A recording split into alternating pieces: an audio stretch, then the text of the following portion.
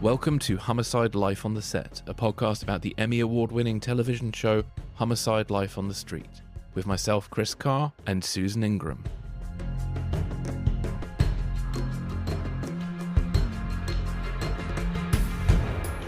On today's podcast, we're joined by Paul Flinton and Lorenzo Millan, who are both leading figures in the sound department on the show.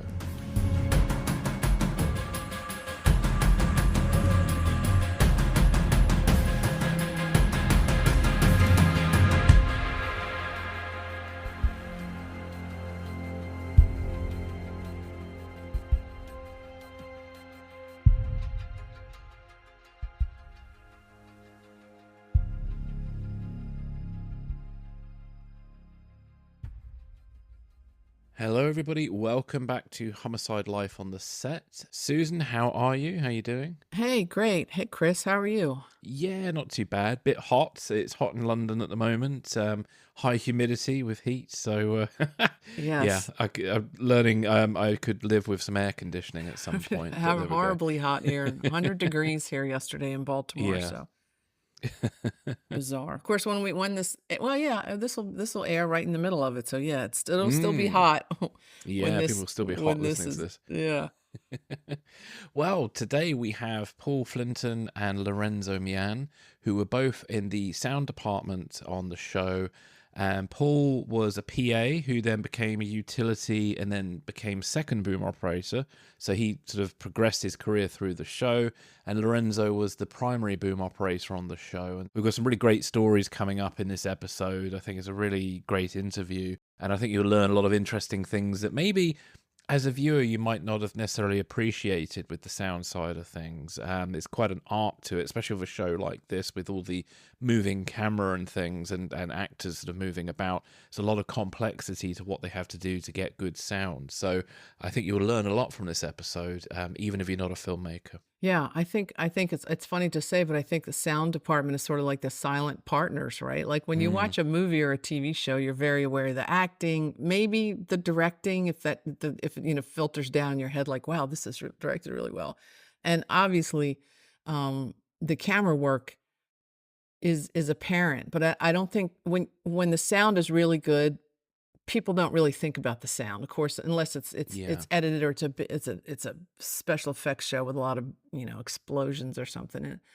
But because they're not sort of really apparent, I think people don't think about that how difficult, especially on this show, the sound recording is, and this was just a really entertaining look behind the scenes with Paul and Lorenzo, who I thought was interesting and was happy to have them on because of this. Both became sound mixers after this show.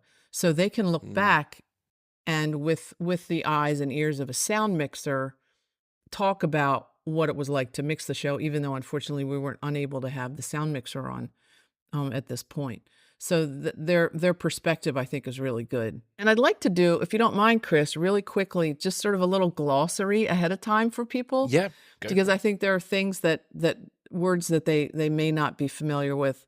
One is lavaliers or lav mics, which people may be familiar with, but they're little tiny mics that clip onto the actors, usually somewhere near their throat on their wardrobe, and the wire runs around their body, and the transmitter and the battery pack are clipped on their backs. And this was not used very often on Homicide, and you'll hear why. Also, the episode we talked about, some of the episodes that were challenging or really interesting for sound, one of which we talked about the bus riot episode. That was Shades of Grey. So if people want to go back and look at that, because we're going to be streaming soon, yay! They want to go back and look at that. That was the episode Shades of Grey.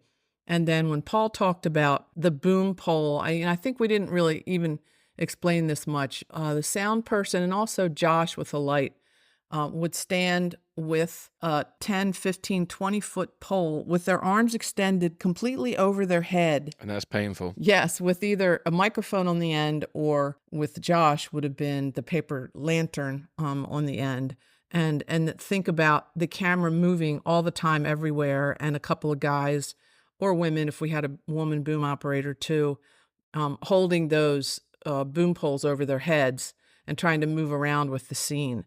And then he also mentioned the Zeppelin.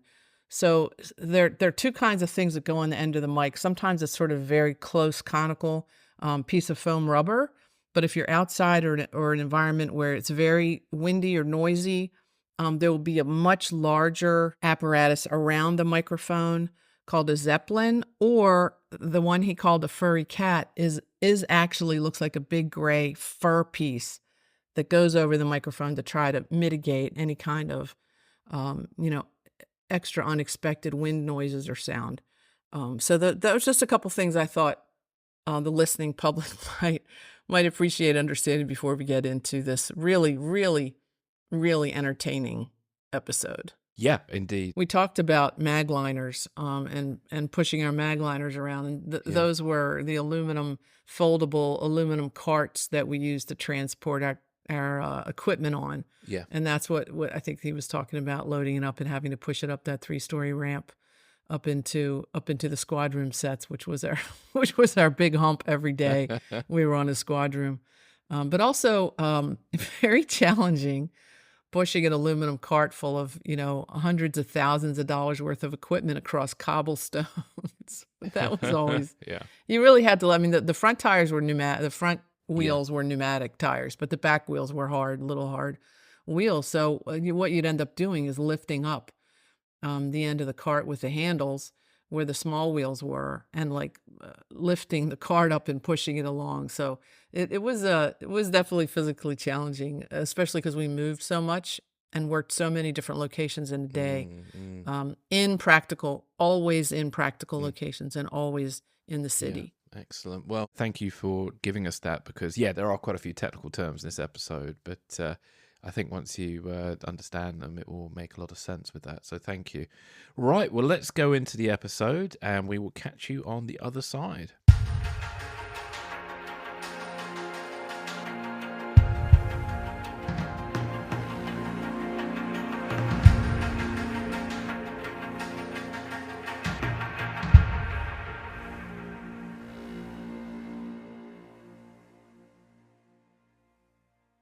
Nice to see you guys, and it's been a very long time, but we're really great, really happy to have you on the podcast, Homicide: Life on the Set. And I wanted to preface our interview with the sound guys by saying we did try to contact the mixer that was on the most episodes of the show, seasons 2 through 7, but we were not able to get contact with him. So I did want to talk to Lorenzo as a boom operator, who is now an Emmy Award-winning sound mixer, who was on the most episodes compared to all the other boom operators, of which we had many. Lorenzo was on the show for 67 episodes from, according to IMDb, and you can correct me, Lorenzo, if I'm wrong, 1996 to 1999. And Paul was on the show originally, Paul, as an office PA, and then you can tell us about how you made that transition when we get into the conversation to working sound on the set as a utility person, and then also booming. So let's just start out, with our normal sort of background questions for people, which is, how did you get into the business, and what brought you to Homicide? So I'm Baltimore born, and I went to a school, obviously locally. And when I got to high school, one of my teachers had a film class where he taught Super 8 millimeter film, and that's kind of how I started, was doing that, making movies. And kind of on a lark, I applied to NYU Tisch School of the Arts and got in. Really have no idea how I got in, but so I went to NYU and spent a total of 5.5 years in New York. Almost 2 years after I graduated, I stayed, and by my second semester freshman year, I started doing sound. So I became one of two sound people that worked on everybody's movies. So I think I mixed 60 productions, 60 student films. Um, but at that time, early 90s, Local 52, the IATSE Local 52 in New York was very hard to get into. if you didn't know anybody, you weren't getting in easily. So I moved back here to Baltimore, and I ended up taking over the film class at the high school. And I actually, my father was a physician. A physician friend of his went to medical school with the wife of a camera operator in town named Richard Chisholm, who did B camera sometimes on Hey, Homicide. Richard, yeah. And so I got his phone number and called him, and I went to his place on St. Paul Street, and he gave me the phone number of 5 local mixers, one of which was Rick Angelella, who did season 1 Right, Rick. I wanted to of mention Rick. Homicide. Yes, did Yeah. season 1. So I basically cold called all of them, got into the union here, Local 47, and started working as a boom operator. And I did, this was like 94. Yeah, I joined the union because I'll be hitting 30 years in the union. And I started doing commercials and stuff. And then I was doing second unit of Homicide season 4. And then, like April of 96, I get a phone call out of the blue, and it's the sound mixer from Homicide, Bruce Lateki, saying, "Hey, I know you've done second unit. How would you like to join us as the boom operator for season 5?" And in my head, I know this is like either I say yes or I'm pretty much done in the business because I don't. I have to make the jump, and I was nervous Right. as hell, and I said yes, and I was very green, and but that's how I ended up on Homicide that fast. I was 26. Nice. I want to throw out just so people understand also that when Lorenzo came in 96, we had let's see, I'm just going to throw the names out. Brian Mixis did 22 episodes. Chris Kellett did 16. Dwayne Dell did 9 Yeah. the first season. I forgot about Dwayne. Yeah, John Gooch did 8. Yep. Paul, I think they have the wrong number for you on IMDb because I think they only counted. I think they do too. They counted your utility and not your booming. And then Carl Moeller, 2 episodes in 99. He was the utility season 7. Carl Moeller was. Oh, okay. Yes, utility. Yeah. Yeah. So, so a lot of people, but Lorenzo was there for the longest time. And before we get into what that jump was like for you and the job was like, let's flip over to Paul. And Paul, tell us your transition. Now, you went to UMBC, but you were there after me, right? I was. It's funny you say that, and once you brought that up, I was like, oh yeah, UMBC like brings all this together. Like, Yeah. the whole Baltimore Yeah, film and base, Richard, right? obviously, and as you Richard, had mentioned in Richard Chisholm, who Yeah. made your connection, Lorenzo, was at UMBC the same time I was, and we worked in the cage. He ran the cage where we lent out the equipment. But I also and love Boots this. ran the cage for a period too. Yeah, I think that was after I left because I was out of there at 82. Was it 80? No, 80. Anyway, and the other thing was interesting. Let me just flip back before we get to you, Paul. Lorenzo, when you talked about getting interested in high school, I had a high school class that got me interested in the film business too. So it's interesting that it goes back that far for many people, and the progression of how we get in often is this really weird, sort of tangled route of sometimes just one saying yes once to one person or saying no to something else. It's interesting how we all ended up there. So, Paul, go ahead and tell us what your progression was. Yeah, I went to UMBC too for film school, and UMBC offered us more of a film program as opposed to the College Park, which offered RTV and F. And at the time, I didn't know the difference, but once I got a taste of UMBC, I realized it was a film program. So also Rick Angelella went there. Boots was there when I was there as a student. Richard Chisholm was there as a teacher's assistant, I believe. And Dennis, the other sound mixer in town, who did Dennis too, yeah. documentaries. Yeah. I think the thing that really turned my head direction toward specifically sound was a class, and I was in with Richard Chisholm, and there must have been whatever, in a small class, 12, 15 of us, 20 of us, and he asked the group, how many people here want to be directors? And of course, everybody raised their hand. How many people here want to be cinematographers? And most people raised their hand. How many people want to be sound people? And like nobody raised their hand. And he said, this is the challenge because everybody wants to be a director and a camera person, but you still need a sound person. So if you want to work in this town, you might want to think about being a sound person. And I was like, great advice. That's great. And to this date, when you think about it, Susan and Lorenzo and Chris too, right? How many sound people come to work on a movie for free for my reel, Mhm. right? So I was always very once I discovered that, I was like, oh yeah, and sound is very cool. And Chris and I were talking earlier. It's you can relate so much more. I shouldn't say so much more, but you can relate a lot of content with audio um, without picture versus the other way. So I was always interested in sound. Interesting. So yeah, UMBC and then PAing in town. I did some. I stepped away, did some traveling, and then came back to this the States, and this TV show Homicide was getting ready to rev up, and all my film friends were like, "Oh yeah, you got to try to get a PA job on that," and which was few and far between. You know, there's only so many jobs. I'm just going to throw in here for all the people who may be new to listening to us or new to listening about back behind the scenes film stuff. A PA is a production assistant. The people that also known as gophers who do everything. That isn't being done by other departments. So go ahead, Paul. Sorry about that. That's all right. And I was fortunate to work out a friend of mine who was doing a commercial for the local television station. Susan, you might have been on this, a WJZ commercial. It was 5 days. Matt Craven was on it. He got me on it. And it was a 5-day film commercial where we did everything from like rain scenes to whatever. And I was a PA on that.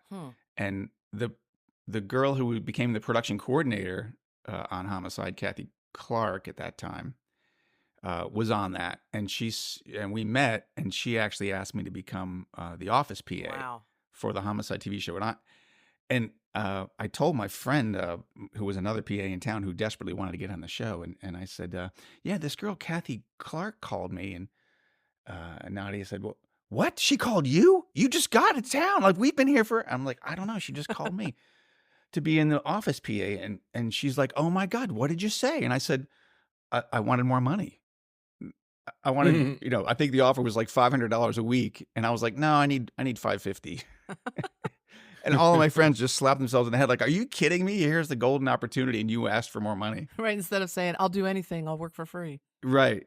And then she gave me the money, and I went to work as the office PA for season 3. But just long story short, Susan, being in the office for season 3 for me, being incredibly green and not ever working on a large production like that, was spectacular and such a learning experience, because I could see, for the first time, I'm sitting at a desk answering the phones, but I could see pre-production from, the next episode while we're filming an episode.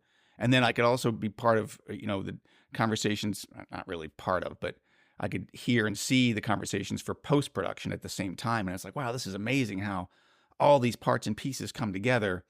And in order to move a company and have all those extras at a certain location at a certain time of day and to house them and feed them, and that's a huge move. It's a big lift. And when you're on set, you don't see that at all. You just show up at the location, and there are 50 extras here, and there's food for them, and there's a place for them to stay, and there's bathrooms. And it was really quite an eye-opening experience being part of that production office. Lorenzo, you mentioned, I think when we were chatting ahead of time, that the set was mic'd so Paul, could you also overhear what was happening on the set? I could not. That was in the production manager's office. I think we started doing Later. that. I think it was probably either season 5 or season 6 where Finnerty could hear us. Jim Finnerty could hear us because our the frequency that everybody would listen, the frequency that the headsets were on that everybody could listen to, for director or script supervisor and everybody, I think was like 87.5. And if you had an FM radio station that could go that low, because it usually would end like 87.7, and then you could listen in. So Teamsters could tune their car radios. Right. I do remember the Teamsters did that. Yeah. Yeah. So what I also think is interesting, we're going to get the perspective. Obviously, Lorenzo, you were boom on the show, but you since then have become a sound mixer. So you can look back as much as you can remember, because I know there's many things I don't remember 30 years later, but you can look back and talk about, from the mixing standpoint, some, because you're a mixer now and understanding what Bruce was going through and how incredibly difficult the show was for the sound department. I want to reiterate that. I think I said it in episode 1, that many people might not understand that in traditional filmmaking, you'll often have a set. The actors will go through the set and block, and everybody will get marked, and everybody will get lit, but there would be a very set lighting situation and a set camera situation. So then the boom operator could rehearse to make sure that they're not throwing shadows, know where the best place to be. But this is an entirely different situation. There's very few, if any, light stands on the set, which means the cameraman could go anywhere, which made it really difficult for the sound department, not just to keep up with him and where he was going and moving, making sure you're not throwing shadows on everybody, but also sometimes not knowing who you were going to. And also, you and I talked about this, Lorenzo, and you might have talked about it in the chat ahead of time with Chris, that lavalier mics are going to make a lot of noise because there's a lot of movement also. So could you just talk about some of those challenges for the boom operator? And in addition to, this is too many questions at once. In addition No, it's to, not. It's not. we weren't on a sound stage. We were on, Oh, yeah. for all intents and purposes, practical sets that were turned into, practical We could hear the locations delivery that were trucks. turned into sets. You could hear the delivery, the beer We could hear the trucks. beer delivery trucks, the police chopper. You could hear the Teamsters talking, Ford and everybody. And besides the fact that the building we were in was the headquarters for Moran Towing. So we had to know. the tugboat Yeah. company. So they had to coordinate with the tugboat company when they could run. And Oh, wow. Oh, I yeah. didn't know that. That's amazing. the tugs were downstairs, and when they had to go out, in and out, and Or depending on whether seagulls. we were in the set or out on the out on the wreck pier, out the exterior part, they Yeah. had to coordinate with them. So if you guys want to talk about that, and also for people who don't know, Paul, jump in at some point and talk about the fact that what the utility person does while Lorenzo is trying to run around and boom, what you're doing. So you guys just sort of fill us in on one, what you did, but also how very different it was from other productions. I just want to say, Susan, you pointed out Bruce Latecki was the official mixer for most of that show, the whole show, and both, I think Lorenzo and I both coming in pretty green at that point. He was an excellent mixer, excellent narrative mixer. He got his start doing documentaries, and I learned so much from that guy. He could be very challenging to work for, is no doubt, but I learned an amazing amount of sound work from him. Just the preparation of what to expect, what's coming at you, and there's you don't always know what's coming at you, but you want to think ahead. Like I almost relate it to like waiting tables, right? Where if the person's ordering French fries, you're pretty sure they're going to want ketchup. So bring the ketchup before the fries, because once you do, you got to anticipate a lot of things, especially in a show like this. And he was really good at anticipating what's coming at you. And he was a perfectionist, I think, on which I think was really challenging for him, because this was not a show that was ever perfect. That was part of its its soul. So I think Bruce's view is the same one that he taught me and Paul, and what I have taught the people that have worked for me. And how I approach it is that we are painting. He was very clued in on editorial. He was very clued in on TV editorial, and also understanding if there's a phone call and you're showing both sides of the phone call, they better match at level and intensity and background noise and everything, so that edit is tight. He doesn't want them to have to remix anything that he's doing. Right. And that's the approach that right. I And that have was his taken. goal, right? Yeah. Yeah. So his thing was, the city is a character in the show. He loved the trains going by. Everybody was like, we got to stop for the train. Man, that train coming by in the background gives you a texture that you're not going to get. And he would often stop after, let's say we cut the shot. He would, not for the train, but just in between, he would ask, or obviously at the end, always, let's roll 30 seconds of ambient sound. You want that feel. I guess everybody does that.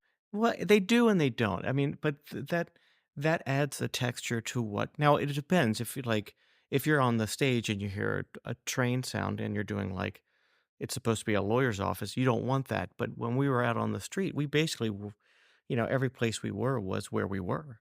Right. And I don't think what people don't understand, especially for people getting in the business now, he was recording on a stereo timecode Nagra. So he had two Nagra, tracks. 2-channel Nagra. 2-channel Nagra. So if he had, let's say he had like 4 lavaliers going, Two-channel. which It is was what only he had. 2 channels? Wow. Only 2-channel, That's yeah. it. Wow. And we had the Aton camera and Aton code. So we jam it in the morning. And we had 7.5-inch reels, which went about 14 minutes, something like that. Or was it 11 minutes? I'm trying to remember. It almost matched a magazine. But I remember, so if he had lavs and a boom, he would put lavs on one channel, I believe, and the boom on the other. And you had to make conscious decisions of how the scene was being played for what you recorded. You would really mix it. You would really have to mix it. And it's like live show mixing. Right. But with a thematic. And it's so, I don't think people understand. Now you've got a track for every microphone. You've got 20 tracks, 16 tracks. He had 2.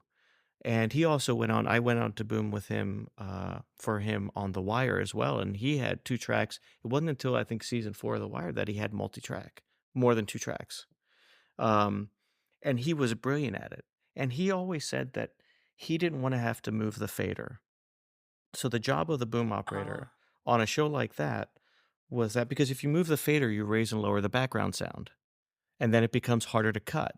He wanted the boom operator to mix with distance with the boom microphone, while avoiding lights and while walking around and doing all that. Was it true you had Watchmen around your neck? We did. We had the little Casio Watchman. No. I never had it around my neck. I would only look at it to kind of get a gauge, or if I was up in the rafters. But we had rechargeable batteries, and I had the little Casio, which he used to sell at Radio Shack.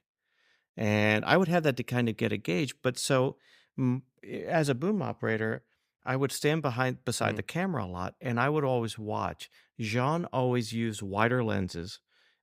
You can correct me, Susan, because you said you used Cook lenses. Is that what it was? Cook lenses. Cook prime lenses. It was Cook lenses, yeah.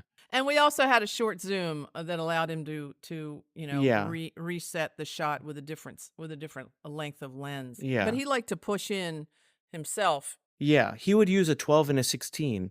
Now, when it came to Alex, he would use like the 25. So Alex would be farther away. So I had to learn lenses by eye. And I always knew if Kyle was in the scene, he was usually the tallest, or Yaphet. And I knew that I had about 6 inches to 8 inches above their heads, turning my eye from the camera lens to their body to know where the frame line was. And I would have to judge that to know where my frame was. And you could tell if they would tilt down, they were going into somebody, or tilt up. Since it was a prime, it wasn't so much of a zoom a lot.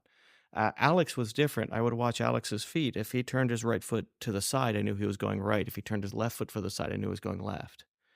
So I had to learn all that and get the lines. Yeah. So I was gonna throw in the tech, which is the main lens was a Cook 10.5 to 52, and backed up with a full set of Zeiss Super Speeds and a Canon the long lens, the 11.5 to 138. Yeah. Quick question. What is the Casio Watchman? Is that like a monitor? It's a little because we had what's called moduluses, which were basically illegal TV broadcast video transmitters. transmitter. Yeah, and we they were would go to transmitting channel. It was like it was like channel 16.7, I think, or 16. So you could tune it in because the little Casios were basically TV because everything was over broadcast at that time in the 90s. Yeah, and you could tune in the camera. Right, because we had video system, obviously video system. so you take your signal from the video on the system, camera that putting was it into transmitting to everybody that wanted to watch. Yeah. Super helpful, Chris, too, for PAs who are working background extras. Yeah, Didn't know when to send people. They could listen. They could see. Right. That's true. Yeah, and also for Lorenzo and I, so we could see where we could see the frame was, the camera was, or what he was looking at. It was quite comical because the screen is like 1.5 inches. I know, it's so tiny. It's a low color screen, and you're like, I think I see myself. I have no idea. I think I see a shadow.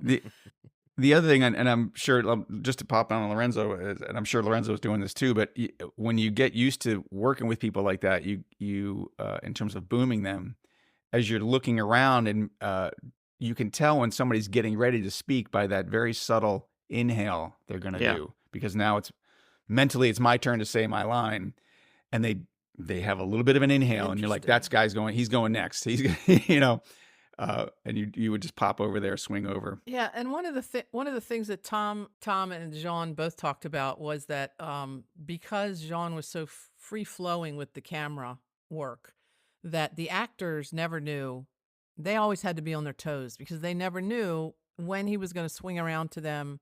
He always found, the sort of button shot, at the end to get on the actor who has the reaction to whatever the scene is, and that they all had to stay on their toes because they didn't know.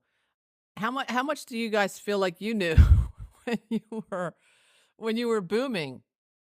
I think by the time we got proficient, because it took a little bit I'm sure for both Paul and I to become proficient, because it's unlike anything else we had worked on. Like you had to, Bruce's philosophy, and it's become my philosophy, I'm sure Paul feels the same way because we talked about this the other night, Paul and I did, is that you wanted to capture everybody in every take. Right. You didn't want to, old school filmmaking was like, if somebody's off camera, you don't record them or you don't boom them on a traditional, because their performance movie isn't set. going to be good either. Yeah. And so I had to boom everybody. Paul and I together we did a lot of two booming. Yeah. Or, even if somebody was going to stay off camera, maybe we put a plant mic for them so it's still there, because nobody ever knew. But you kind of learned the actors and learned their body and learned what they would do. You knew their personalities and how they would change what they're doing. Yaphet was always my favorite that way because inevitably between take one and take two, once he saw what everybody else's action was, he would decide to change his action. So take one, he'd go to the door. Take two, he'd go to the window. And so I forgot about that. Why did he do that? That's really interesting. This is old school, and it's also old school film technique to know I want to make sure the camera's on me so that they use me in the episode. And I've seen actors do it plenty where they just they turn one direction in one angle, but they turn the exact opposite direction on the other angle so the camera sees their face in both shots. Lorenzo, you're right about that, trying to make sure we got everything, every line in every shot, because even though, as you were talking earlier, Susan, we'd rehearse a little bit. Jean would rehearse. Josh and company would start to light. And Lorenzo and sometimes myself would jump in there trying to figure out lighting patterns. And then the choreography of how to capture everybody was the next phase for Lorenzo and I and Bruce. But even when John or the director would say, oh, we'll do this wide shot as a one piece, and then we'll come over and get coverage of them and coverage of them. Dude, how many times, Lorenzo, did we do it once or twice and everybody's like, that was great, let's move on. That's and it, we'd never go in for coverage. We would never go in for coverage. And because he would do the coverage. He would do the coverage while he's shooting his master. In the oneer, Yeah, in the oneer, right. So and just swinging singles, remember those? Swinging singles. Right. So just to give people a picture, sorry, let me get back closer to the mic. To give people a picture, so if Lorenzo, you're out there with Jean, and Boots is pulling focus, and maybe Josh with the Chinese lantern. This is not a wireless boom mic, correct? So Paul, no, it is. It is. Okay, it was wireless. It is. Were there points where you were pulling cable? No, on this show we never had had cable. Okay. I would say we were probably one of the early shows to be wireless that way. Wireless boom, yeah. I think for years nobody ever was, because it was not as reliable. And am I right? That's quite innovative for That's quite innovative for sound on TV, wasn't it? By being wireless, because there are drawbacks, aren't there? But you got to remember also the RF field was not as packed as it is now. Right. But basically we had our boom pole with the cable to the microphone, coming down the boom pole, going to our hip to like a Velcro loop to hold it. Hip, right. Well, to a power supply for the microphone to the transmitter. The power supply Mhm. would last 4 hours on the battery. No, the power supply will last 6 hours. The transmitter would last 4.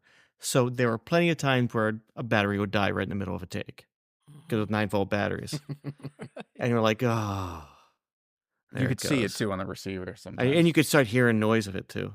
And then you're listening on a Comtech, by the way, which is also battery operated. And as the battery slowly depletes your You're signal level, and it you're starts to turning up sound the like volume crap. louder and louder. Yeah, it's getting more and more distorted. So can we talk a little bit about the interaction with the actors? I know, Lorenzo, you and I were chatting on the phone a little while ago, and you mentioned Yeah. a really specific, I thought, really interesting story that I think was really telltale about how well the actors interacted with the tech on the show, with the cameras and with the sound and with the lighting, and how flexible and fluid they were. And it was, and I'll just remind you what it was. You probably already know. We were doing a shot between the squad room and the coffee room, and every time we Yep. did it, Andre landed in a different spot. Yeah. And so there was a question about you not being able to get the boom in. Should we put, should we put a mic on him? Tell that story, because I loved how it ended up in the box. I think it was in the box. It ended up, So and you guys signaling each other about the sound and his understanding of what he needed to do for you. I thought was a great story. So to preface this, I don't know if you remember Joy Lusko, Susan, who was Of course, worked yep, with the writers, yep, and she had directed a short named Louisville, in which Andre was in. right. So, and I had recorded the voiceover for the movie as well in the box on set at lunch, like a couple weeks before. So we had a good working relationship. So the scene was from the squad room looking through into the coffee room. And Andre was coming from the coffee room and Kyle was in foreground. Now Kyle's tall. So you can only swing the boom mic so far out towards the coffee room because we're looking a little bit up because Kyle's taller than Jean. So the camera's a little bit tilted up. And Andre kept on moving farther and farther back. So we liked perspective on the show. So even if the mic was farther away, it matched the perspective of the shot. So it kind of felt right. That was a whole thing with Bruce and perspective, which I think is very important. But he kept on going farther and farther back. And I kept on talking to Bruce like he keeps on going farther back. I think Andre heard me and he's like, why don't you just put a lav on me? And I was like, wow, we really don't want to. Because it changes perspective, It right? changes Now the perspective. microphone Right. perspective And the is sound super quality. close. Yeah. Right. And Yeah. so, and then he's just like, just put on. So we ended up doing that and we did the scene because he stayed farther back and he finally ended up in the scene, he comes closer and then I boom him there. So then that was the last scene before lunch. And we had all the sound equipment in the box when we weren't shooting in the box. So I go back to the box at, they call lunch. I'm putting my stuff away and I walk out and Andre approached me. Everybody had already walked out because our lunch was 2 blocks away at a church. I forget the name of the church. Andre came up to me and he was a little bit annoyed. And he goes, explain to me why it was a big deal. I want to know why it was a big deal that you had to put a lav on me. Like and so we spent the 2 blocks walking, having a conversation. And I basically said, so here's the issue. When you put a lav on somebody, it's right at their throat. It's a forced perspective. No matter how you mix it, the microphone sounds like it's a foot away from your ear, even if you're 100 feet away from camera. And we use the boom to create perspective, to create distance, to match the frame. So that was the basic conversation. And he was listening, whatever. We walked to lunch and what have you. So after lunch, we had a scene in the box. And I believe, I don't remember the name of the episode, but it was where a police officer killed another police officer, like her partner, Right. at a Chinese restaurant at night. I forget the name of the episode. So, Bayless and Pemberton are interrogating the police officer. And we're doing the scene and filming the scene. And it's very tight quarters and we're all kind of moving around and everything. And then I start hearing a helicopter flying over, which we had plenty. There was shock trauma and the police helicopter flying over. And the next line was Andre's line. And he starts playing with the folder. And as they would always say, I fucking the perp. And talking and talking. And, he wasn't talking. He was looking at the paperwork, looking at her, looking at the paperwork, and the helicopter's flying by. The helicopter then starts going away. This lasted all about 25, 30 seconds. He's still doing it. And I'm sure everybody was like, what's going on? And then at one point, the helicopter's almost gone. He opens a page on the folder and looks up at me. And I nodded because the helicopter was far enough away. And then he went back into the scene. It's great. And it's the first Wow. time that I was like, so they like he wanted to know. And he was like that. He was very curious. He wanted to know how things worked. He was very And why? And interested why that we way. were doing And things the way we why. were doing them. Yeah. And because it was like the first time that I felt like I had the respect of him. And because I respected the hell out of him because he just was brilliant. Amazing.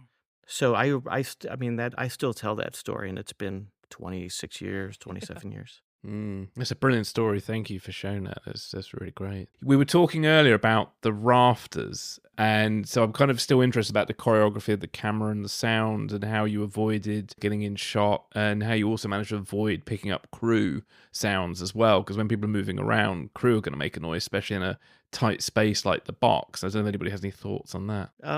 I think like Paul was talking about, he heard his knuckles cracking. I heard my knees crack on the aired On episodes. television. Yeah. Yeah. So I think On an at some episode, point, is that what you're saying? You can hear. oh yeah. I remember I was like moving my, like I funny. had like some knee problems, and I remember bending my knee and hearing the crack in the middle of the take. And then when I watched it, there it is.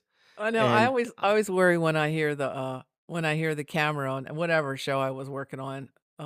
So that's funny. Yeah, knees crack. I love it. Well, it was. I mean, Paul and I had a lot of fun because you got to remember, everybody on production is working for camera, and then there's the three of us working on This the is sound. 100% true. And- Everybody and- sees So what it and looks I- like.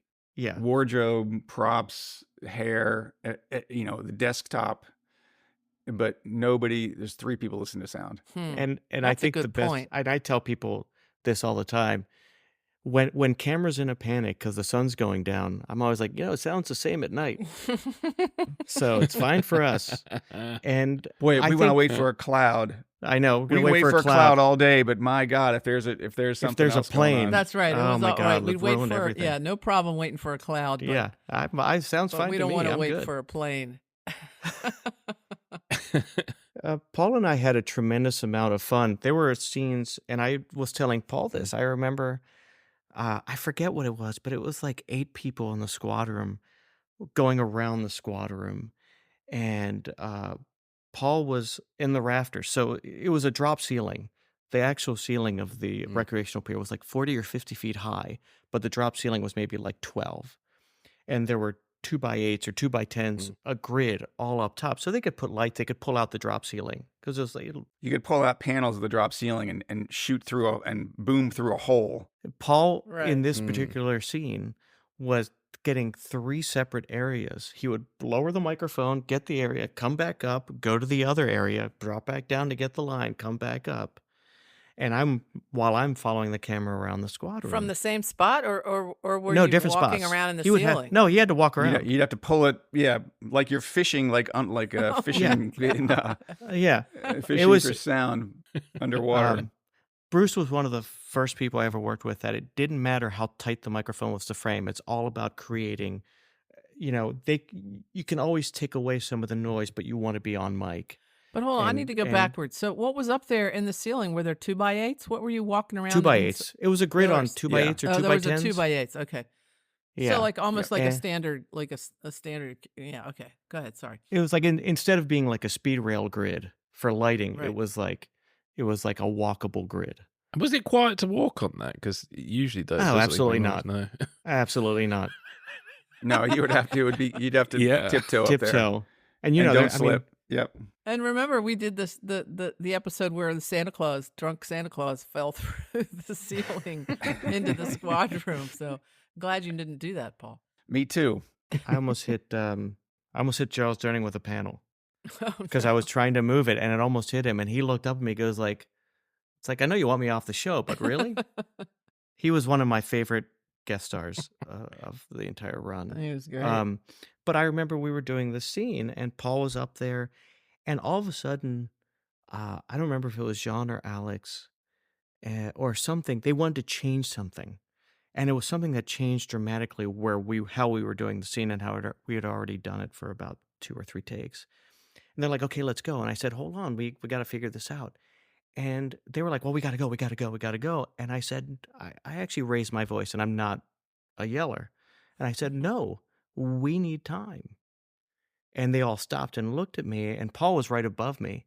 And I heard Bruce on the talkback saying, do you need me to come out? I said, no. And I just opened the sides. I said, Paul, you go here.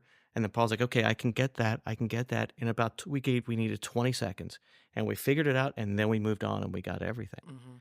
But like, you had to defend yourself as well, because I think we were forgotten to a certain extent, because It nobody always just really worked. We we always just just made it work. we made it Right. work, but nobody knows how we made it Mm. work. So sometimes we had to Yeah. stop and be like, no, you need to give us that little bit of Mhm. time. When you've taken the 10 minutes to figure something out, we could use 20 seconds. And sadly, sound does get forgotten. It's sort of the invisible art of a show a lot of the Yeah. time. I don't know if it's always invisible. Right. I remember, speaking of sound, just to share kind of a memory that I do hold dear for Jean and the show in general was coming from Jean's documentary background and the energy of the show. We were doing a crime scene outside somewhere. I think it was on Eastern Avenue. Under some awning, there was, a murder scene and multiple characters. And there was a fire truck that started in the deep distance. And it just kept getting closer and closer. The scene was probably 3, 4, 5 pages. And it literally was driving down Eastern Avenue right by set. And at the last second, everybody kept going. The scene did not stop. All the actors just kept doing their lines and kept raising their voices to accommodate this ridiculously loud siren that's coming closer and closer. And then Jean, at the last second, spun around and shot the fire truck whizzing by the set. It was magical. I was like, this is the coolest thing, because it answered the question, what is that background noise? Yeah. Right.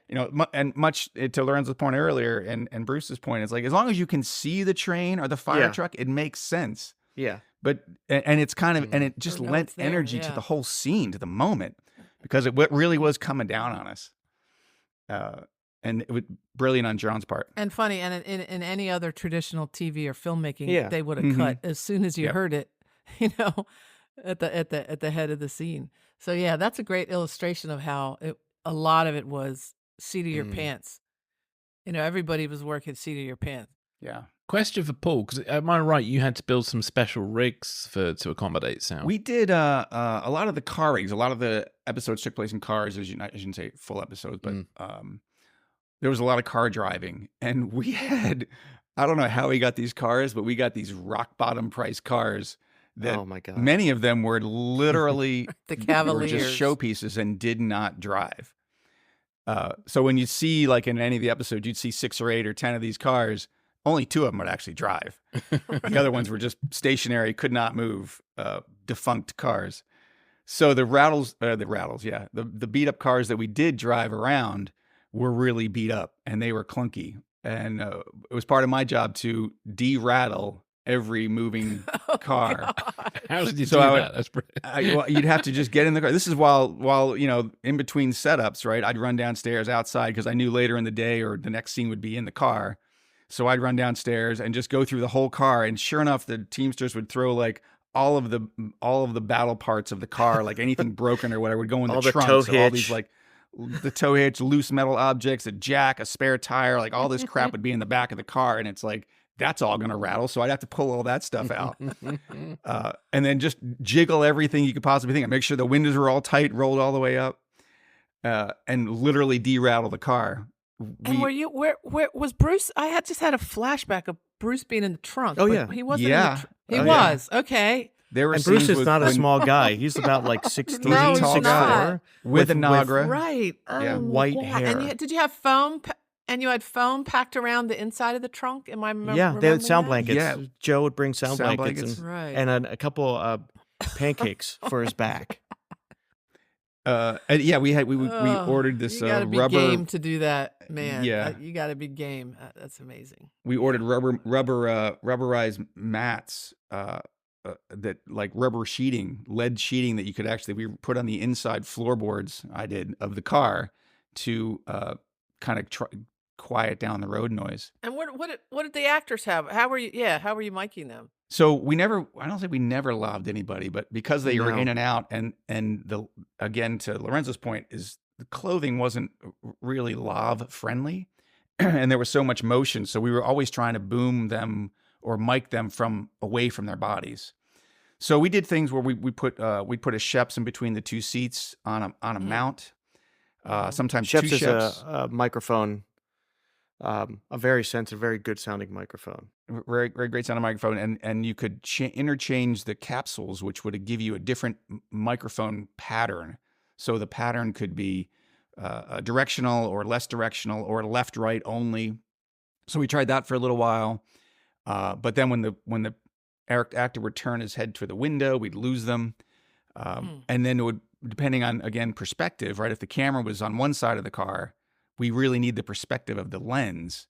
So it didn't make any sense that when the person turned away from the lens that they sounded better or louder, right? So we moved on to I put these we had what we call PZMs or BLMs, boundary layer microphones, in the visors, which are flat sort of. I was going to ask discs. you in the if they were in that. I had a thought of that too, that they were all clipped on the visor. Paul had built them. Yeah, we rebuilt the visor to put the microphone in the visor. And these are all wired, by the way. Nothing is wireless. These are all hardwired microphones.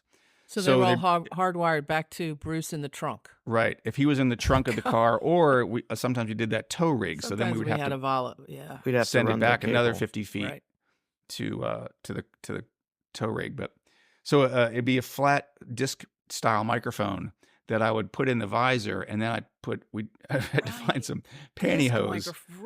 We had to find pantyhose stockings that would mimic the color of the interior of the car, and I would put the pantyhose or the stockings over that, so it still looked like a visor without much of a bump in it. Yes. And then there's literally the wire, so the wire would have to literally get hidden along the crevices of the car and run all the way through the car, out the back of the car, and into the next vehicle where Bruce would sit, and we'd plug right into that thing. It sounded magical, though. Yeah. Did they often drive with the windows partially down, and what kind of problem did that create? No, they kept them open a lot. I mean, kept them closed a lot. Yeah, I think they were rarely open. Mm-hmm. Yeah, but I think also because they were driving on cobblestones. Yeah, a lot of the time. I remember Bruce telling me one time that Post had told him that the car stuff sounded too good. And he was like, "Are you kidding me? Look at the car we have." Oh my gosh. Yeah, and the he was cobblestones. Like, what do you want me to do? Record it worse? That's so funny. That's our job, I remember being in a van with a Teamster once, and I don't remember which guy it was. If I thought about it, I could remember. Driving really, really fast. And I'm like, "Why are you driving so fast?" He said, "Because if you drive faster, you don't hit the crevices in the cobblestones. Like it. It's smoother. If you drive faster, it's smoother." I was like, okay, I'm not sure about that theory, but I thought that. So were you guys on the season where we did the Lily Tomlin episode where they cut the Cavalier in half? I was not. And then put the plexi in the front and towed it. And I was going to ask about that sound. Were you there for that, Lorenzo? I think I was. Okay. I got to be honest. I don't remember much about that though. Yeah, because that I can't imagine like what the challenge was for that. Not just because the car was cut in half, but because then all of a sudden it's boxed in with plexi, and how different the interior of the car must have sounded. How's that going to sound? In addition to being towed down Route 70. Mm-hmm. So who was that? Was that Chris Kellett? I guess that might have been Chris. It might have been Chris. Season 4, episode 10, The Hat. There we go. That's Chris Kellett. Okay, I gotta look at that. Peter Medic was the director. Send Chris an email. Chris, how did you do that? I loved Peter was great. Peter I still Medak. remember we love Peter Medak. I know. We were filming on the steps, and we were at the bottom, and the actors were walking down the steps, and I turn around and I see Peter just changing the letters of that board where you could pull the letters out. Oh, one of those black, Yeah, the little black thing. He was changing the letters and making curse words out of it while we're rolling. There was a lot. And then John swung around. There was yeah. That's so funny. Part of the whole doing sound on the show was just having to have no fear. I had to get over my fear. I think Paul probably had to too. It's like, if I was going to end up in the shot, I was going to end up in the shot. And I had to be okay with that. And I would ask, like, Alex, the director of photography of season 6 and 7, I was like, is it okay if I'm here? And he said, oh, sure. And then he panned through me, laughing while he's panning through me. I'm like, thanks a lot, I Alex. remember that. But you had to kind of, we kind of had to have that kind of humor of like, I would just do it again. Because we were always moving so fast, we could just go. We didn't have to wait. It wasn't like, well, we need to talk. No, let's just go and do it again and we'll figure it out. And that was the fun. And I think it was, I know in an earlier podcast you've spoken, I think that was fun for the actors because they didn't have to wait. It was going back into it and they were keeping their momentum and keeping their moods. And There was definitely an we just energy level kind that of- was consistent. yeah. Yeah. Were there? I know you sent some pictures last night. One of which was that? I assume it was you, Lorenzo, not Paul. I couldn't tell because it was a silhouette in. I assume it was Oh, the that was smoke me. from the fire episode. Was it the fire It was episode? it was the bus episode. The bus Oh, the riot bus. episode. Okay, well, the that's riot, the the same- bus riot episode, Yeah. where we also I had boomed lots up of from smoke. on top of the bus. So yes, okay. I was that's- booming on top of the bus. That was a good lead in to my question was, can you think of any particularly weird or challenging locations or episodes like that was like a full-on riot scene with that Yeah. with the bus and They- people beating the bus up with baseball bats and breaking things. So how do you capture how did you capture that? Again, I think it's a similar philosophy of just you want to capture what's there with the perspective of what's there. And it's I don't think there's that much thinking about it. It's like, what are we doing? What's happening? Well, let's just get it. And let's just go. It's a very much a moving forward and not a stop and think. It's like, okay, and it was the same thing with, I'm sure Paul can tell you as well. It was like, I've worked with a lot of other boom operators where I'm partially like, well, I have to stand here because I'm out of the key light. And I'm like, you stand wherever you need to stand. I've stood on top of water heaters. There's a picture somewhere of Paul and I in a toilet in a bathroom Yeah. stall. I think you had. I don't know if you I had have that it. It's picture. Polaroid. You know- Clark Johnson took a picture of the two of Yeah. us with our heads poking out of the stall. So you're Put in the standing on the stall. toilet Yeah. seats. Yeah, I think so. And it's like you did whatever you had to do, whether it's from the rafters, on top of a bus, wherever. I know you guys brought up the other day the scene of Susan. You brought it up talking about the scene between Andre and Kyle in the movie on the roof, Yeah. and that was all boom, and that was with an 18-foot boom pole. Wow. And I also boomed the wide shot, and I pulled my rib Ooh. cage after that. And I remember getting applauded after the wide shot. I was gonna say 18-foot. What's the longest boom pole you've ever operated? I mean, that sounds pretty. About Extreme. 18, I think because we had extensions to go on our boom pole. And you got to remember the microphone and the windscreen itself, the Zeppelin with the furry cat that everybody calls it, is probably a good 5 pounds. And put that on the end of something. Yeah. On the end of something torque. you're holding with two hands. And so I boomed all that entire scene out on the roof in wind.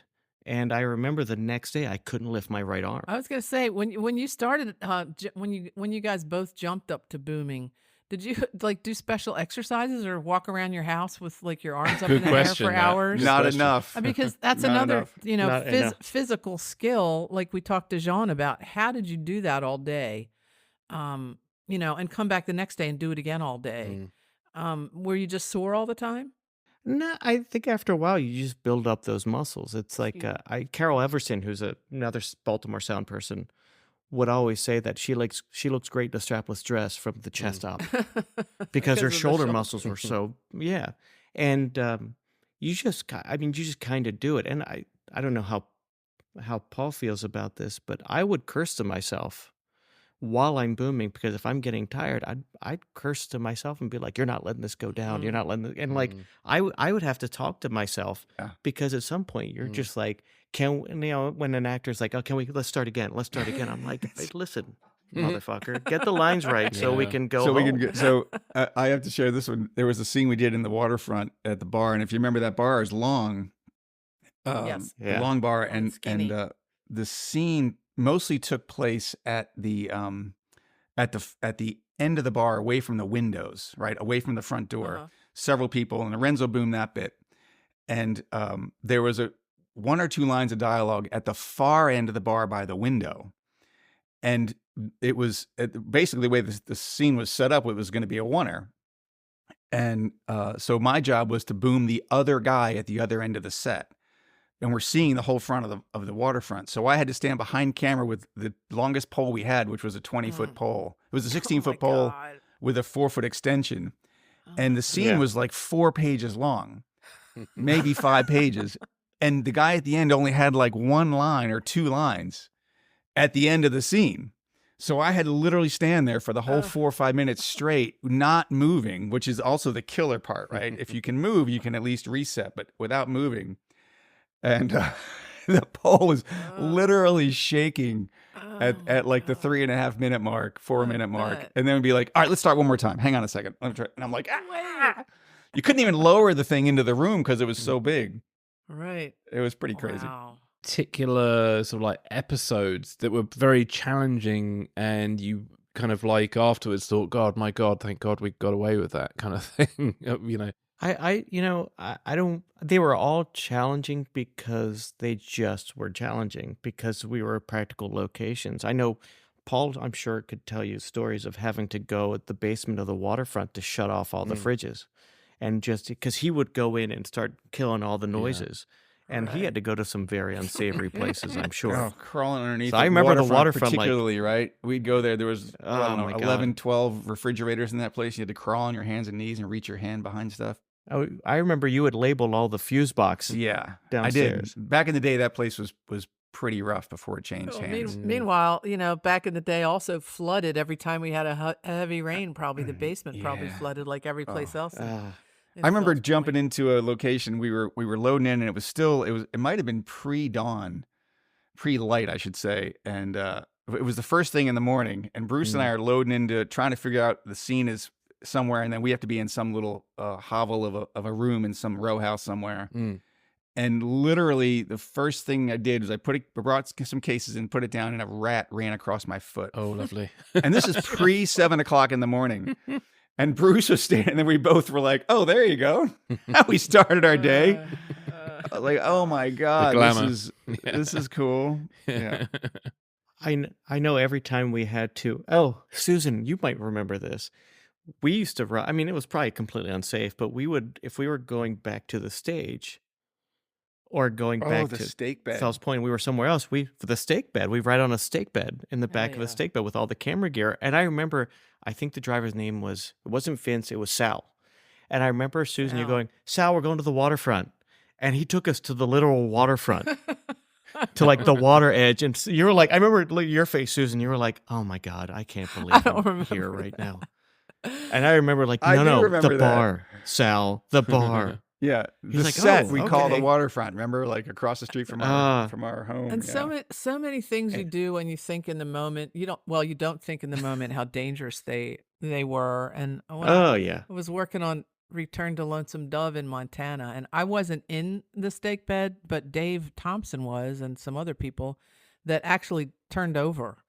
Oh, When boy. they were trying to go across some uneven terrain or something. So, and just thinking about how many times I rode in the back of an open camera truck with all that gear flapping around, Yeah. even though Oh, it was yeah. sort of strapped down, and thinking about Bruce, In the working back of a from the car. back in the trunk. I mean, so Yeah. many things we did.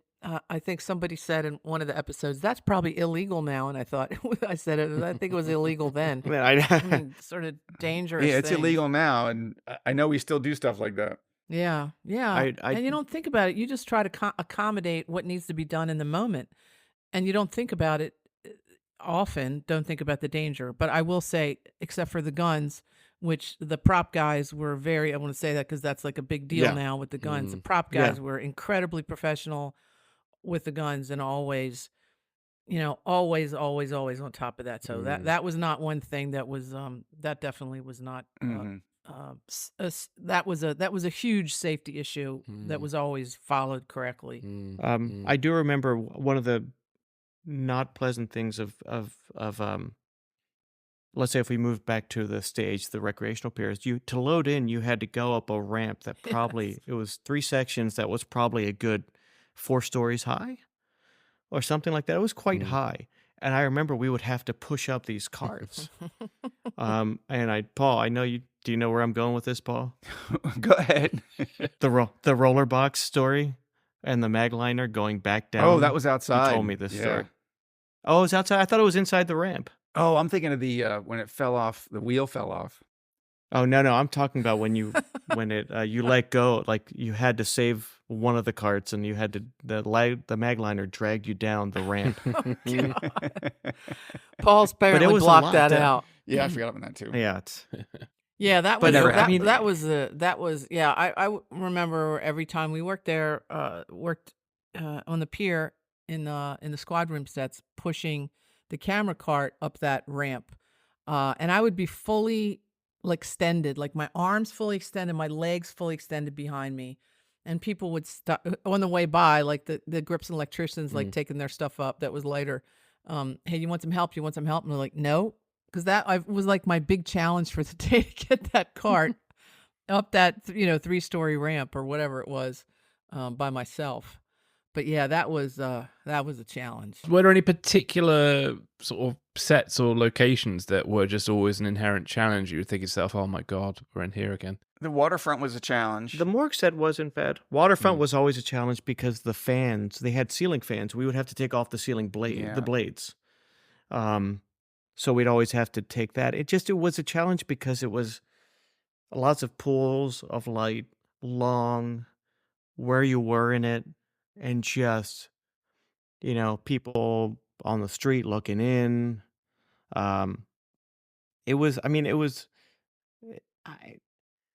All the sets were challenging because of how we shot the show. It wasn't so much that the sets were like, this is the hardest set we've ever been in. It's like, well, we're going through the entire house, and we're going out here, we're going there. So that was the challenge, and you kind of had to figure out a way to make it work. Yeah, it was the geography of the scenes that were more challenging, no matter what the set was.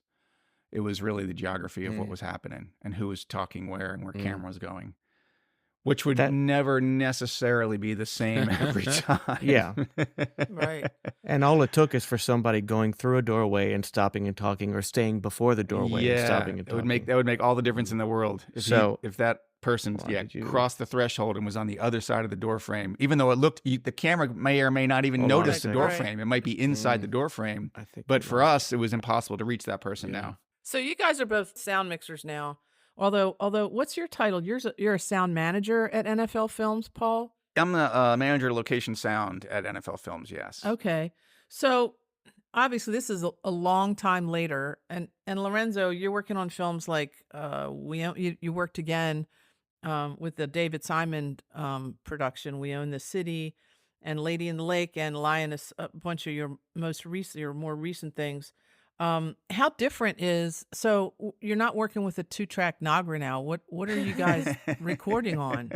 All digital tiny things, or what? I have no clue. What are you recording on? I mean, I use Saxcom recorders right now, and usually 12 or 16 track recorders.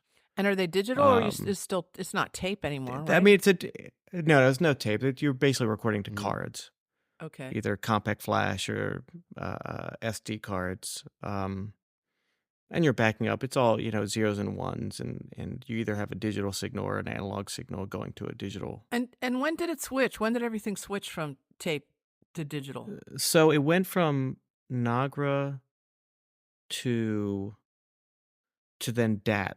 Yeah, It had a was DAT awful. recorder, yep. Yeah. So the wire we did on Right, DAT right. part of it, and then we went to Bruce Which was went to still the just 2 Kantar, tracks, and though. Around, The DAT recorder was only 2 tracks. I want to say So not long after Homicide, because it was the corner and then the wire. So not so 5-6 years. Yeah. 5-6 so years everything that we changed. started moving on to and then they just got more and more tracks as they went Yeah, along. I think I don't remember which devices came but out yeah, at the time. it went away from the Nagra within like 4 or 5 years. And then you got to 4 tracks, Of, and then it quickly escalated from there. 4-track of recorders, Homicide. and blew up from there. For us, Susan, to answer your question, we do a lot of different things in terms of we do everything from single person at a football game. We would maybe just a boom mic recorded on the sidelines, or we have shows that we do 6 to 10 wires at a game. So we'll record all that and usually back it up. So we'd have two, 10, 12 track recorders. We mostly use sound devices. So 633s, 833s. One question to feed onto technology for a moment. If Homicide: The Next Generation happened tomorrow, and you were all called back in to Baltimore, is there any technology that you would use now that's sort of different? Then it would make your life easier. What would you do? How would you approach it? So the way things have gone now, as a mixer on narrative productions, is that they want you to wire everybody. Producers will tell you, we want everybody wired. They want to have all those tracks. And I don't like it, but I mean, at some point, I end up having to do it. It's just what it is.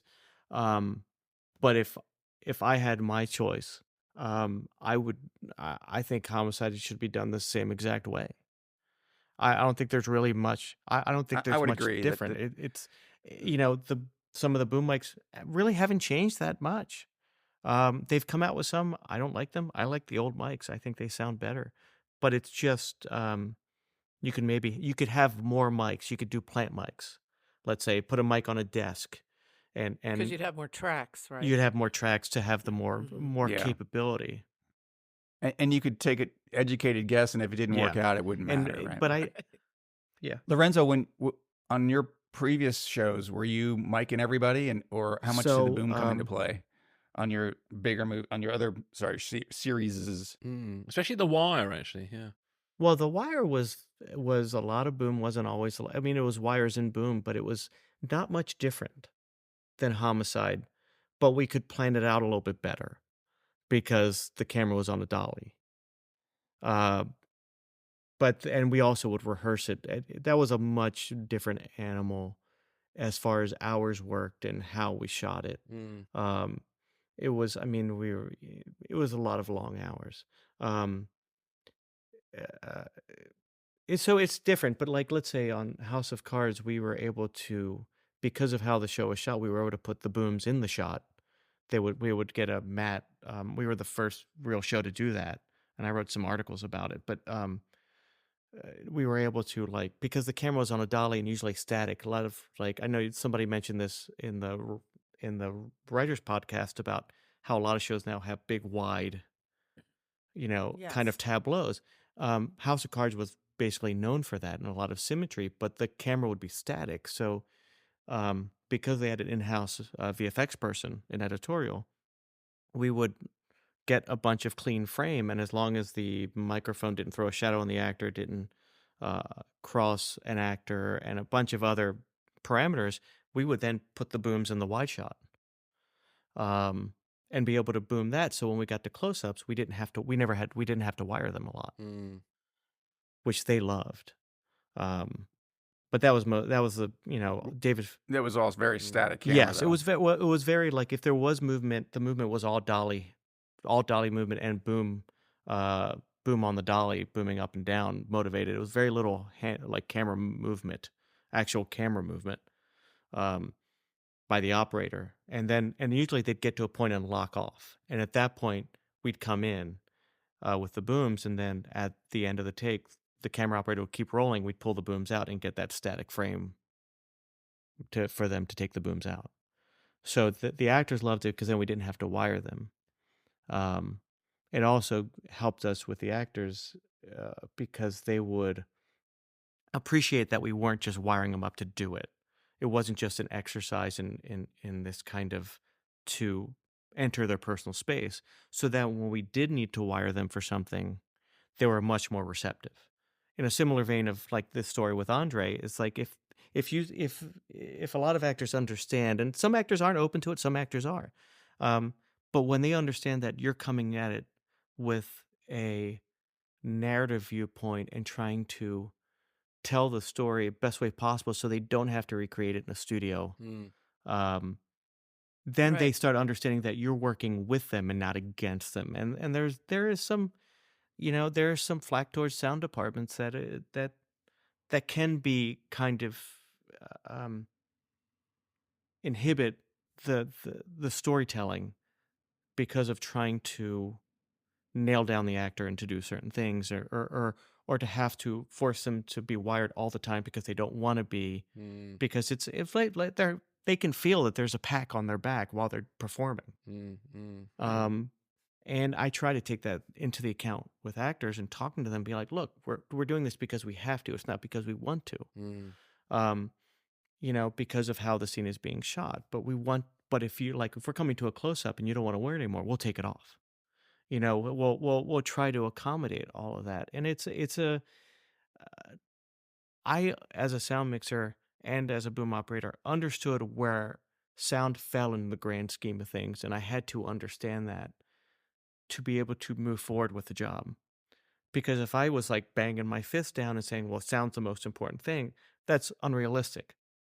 If I figure out a way to cooperate with It is, but it is yeah. unrealistic. But if I found a way to cooperate with everybody mm. and I showed them, I can tell you stories that I knew I would have to talk to Gaffer and the key grip because the lighting was kind of, screwing me with how I had to boom the scene. And I would talk, and Bruce would talk in my ear and be like, do you need me to come out and talk? And I said, no, Bruce, I got it. And I would make it seem like what I had to do because of their lighting was much harder than it actually was. And I would fake them out and be like, oh, God, it's so hard with the lighting. I'm like, no, this is easy. But I had to kind of make this play to say it so the next time when it was hard, they would cut me a break. And also you mentioned earlier on that Bruce didn't want to re-record anything, and also there was that sort of philosophy, no reshoots. Yeah. So you really had to get it and get it good, on a production days. Speaking of getting it good, I remember, Susan, earlier you had asked about we would do it for ADR, which we didn't do a lot of. But in my days in the office, part of that, I got to drive the actors to the ADR set across town. Where was occasionally. that? I don't even know. And about it was in Was it Flight 3? studio. Was it oh Flight gosh, 3? Was it Flight 3? Yeah. Flight Mhm. 3, yeah. It was at Flight 3. And I got to drive them up there. I remember one time I took Belzer and a couple other people up there, and there was a scene, I think this would have been season 3. There was a scene that occurred on multi-layered scaffolding. So the camera's able to look down at scaffolding and see them, and look up at scaffolding and see them. Gosh. And, obviously wide shot, very challenging for both a boom, but also for a wire, because they're constantly running up and down these metal stairs, as is whatever. So the line was for Richard Belzer was, he's below you. Hey, he's below you. And Belzer couldn't say below you. He's below you. He's below you. And he kept, and being the funny guy that he is, of course, he just turned that into the next, 10 things that I'm in the little booth there with the mixer at Flight 3, and just cracking up because he's just blow you, no, blow you. Well, and again, Sounds like, yeah. really cool stuff that I got to do is as the office PA that I never would have had the opportunity to do if I would have jumped right straight into sound. one of the things that we were talking about before, the technical aspect, we had 4 wireless microphones, 4 wireless lavs with a cast of 10. So again, you had to that's it. Exactly. And nowadays, And one of them was for no, Lorenzo's boom. we had 4 audio limited transmitters, and then we had 2 of the transmitters for the booms. So we were limited how many actors we could wire as well. So then up until the last season, where we could do 6. And so then you think of those limitations. Now you've got a cast of 20, everybody's wired, and it's like this free flowing thing. Now it's like, no, we had to find a way to make it work. I do remember, and I'm trying to remember, it's the episode with Elizabeth Marvel. I think it's season 6, because I work with her later on. It's where a little child is kidnapped from the merry-go-round. Oh, yes. Yeah. And Oh, I yeah. remember, Mhm. and that was her first TV show. And I worked with her years Mhm. later on House of Cards and on Homeland and other things. I remember Bruce coming up to me because he would get, and I found out later as a mixer, you'd get the list of what lines they were doing for ADR. And I remember he walked up to me, and he walked up from 20 feet away with a grin on his face, and he goes, look at this. It was 1 line of dialogue. That was an off-camera line. That's all they had to redo. and Nice. his That was pride it in for the that whole for the episode. whole episode. His Wow. and I think we only got one line on a wire, and the rest was on my boom. And I remember the pride in his face of like, this is why we're doing it. This is why we're doing it, because this is why we're working so hard, because we want that to be real. And I remember that vividly. Oh, and by the way, they only did 1 day of sound post. 2 Okay. days of picture editorial, 1 day of sound post in New York. Mm, Oh, wow. that's that perfectionism Yeah. again. Yeah. So why do you think, and I think part of the answer to this question is because of everything we've been talking about, but why do you think the show has retained its interest and the fans 30 years later? And and I blabbered all about this, about how great the show looks, and it doesn't look dated. I like went on and on about that the other episodes, but it doesn't. And the sound is great, and the visuals are great.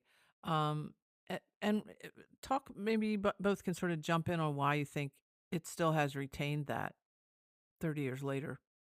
People still want to watch it. Yeah, it has this cool doc feel to it, and it's watching it on my television. I've seen it on my computer many times, but watching it on the television, it really is. There's so much energy going on with the camera moving constantly, and I think that is unique. I remember we were doing our show for a little while for Homicide, but then later on, the Law and Order show started coming out with this. It was the camera was on a tripod, and they would just constantly be moving the head. And you've seen that kind of cheap imitation of a handheld camera. And it's so I hate it, right? Because it's just Faux fake. handheld, It's yeah. fake handheld. It was on a dolly on a sandbag. I found out. Yeah. Yeah. And it's when you see the real handheld action that is driven not by just whatever, but actually driven by the narrative and the motion, and Driven by the action. it Right? adds it adds a dynamic where you're in it. You as the viewer are in between those three people who were talking. You're not outside the group. You're in the group. The camera was a character as much. The camera was a character as much as the actors were, and you felt like you were, unlike like the mockumentary shows like The Office and things like that. You felt like you were just a fly on the wall, going, "These are these people's lives," and let's face it, these things are still happening. Socioeconomic issues, the crime, everything. And this is not Baltimore. It's any place really in the Rust Belt. If you, all the way to, Michigan and Illinois and Philly and New Jersey and all that kind of this part of the country. It could have been any one of those cities. And it was just, there's still a lot of life in it.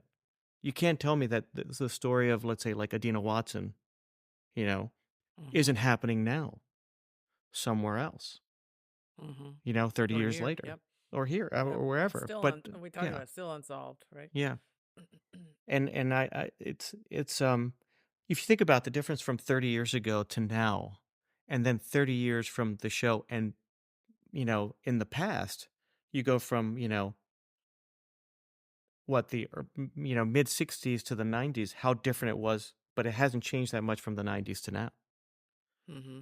Interesting. And That's a good point. And I just think I was watching the first episode of season 5 the other day, and the scene with G and Pembleton on the ramp, where G's continually getting him to walk on the ramp, like, you need to walk, and Pembleton's angry because he's becoming like an office guy, like getting coffee for people.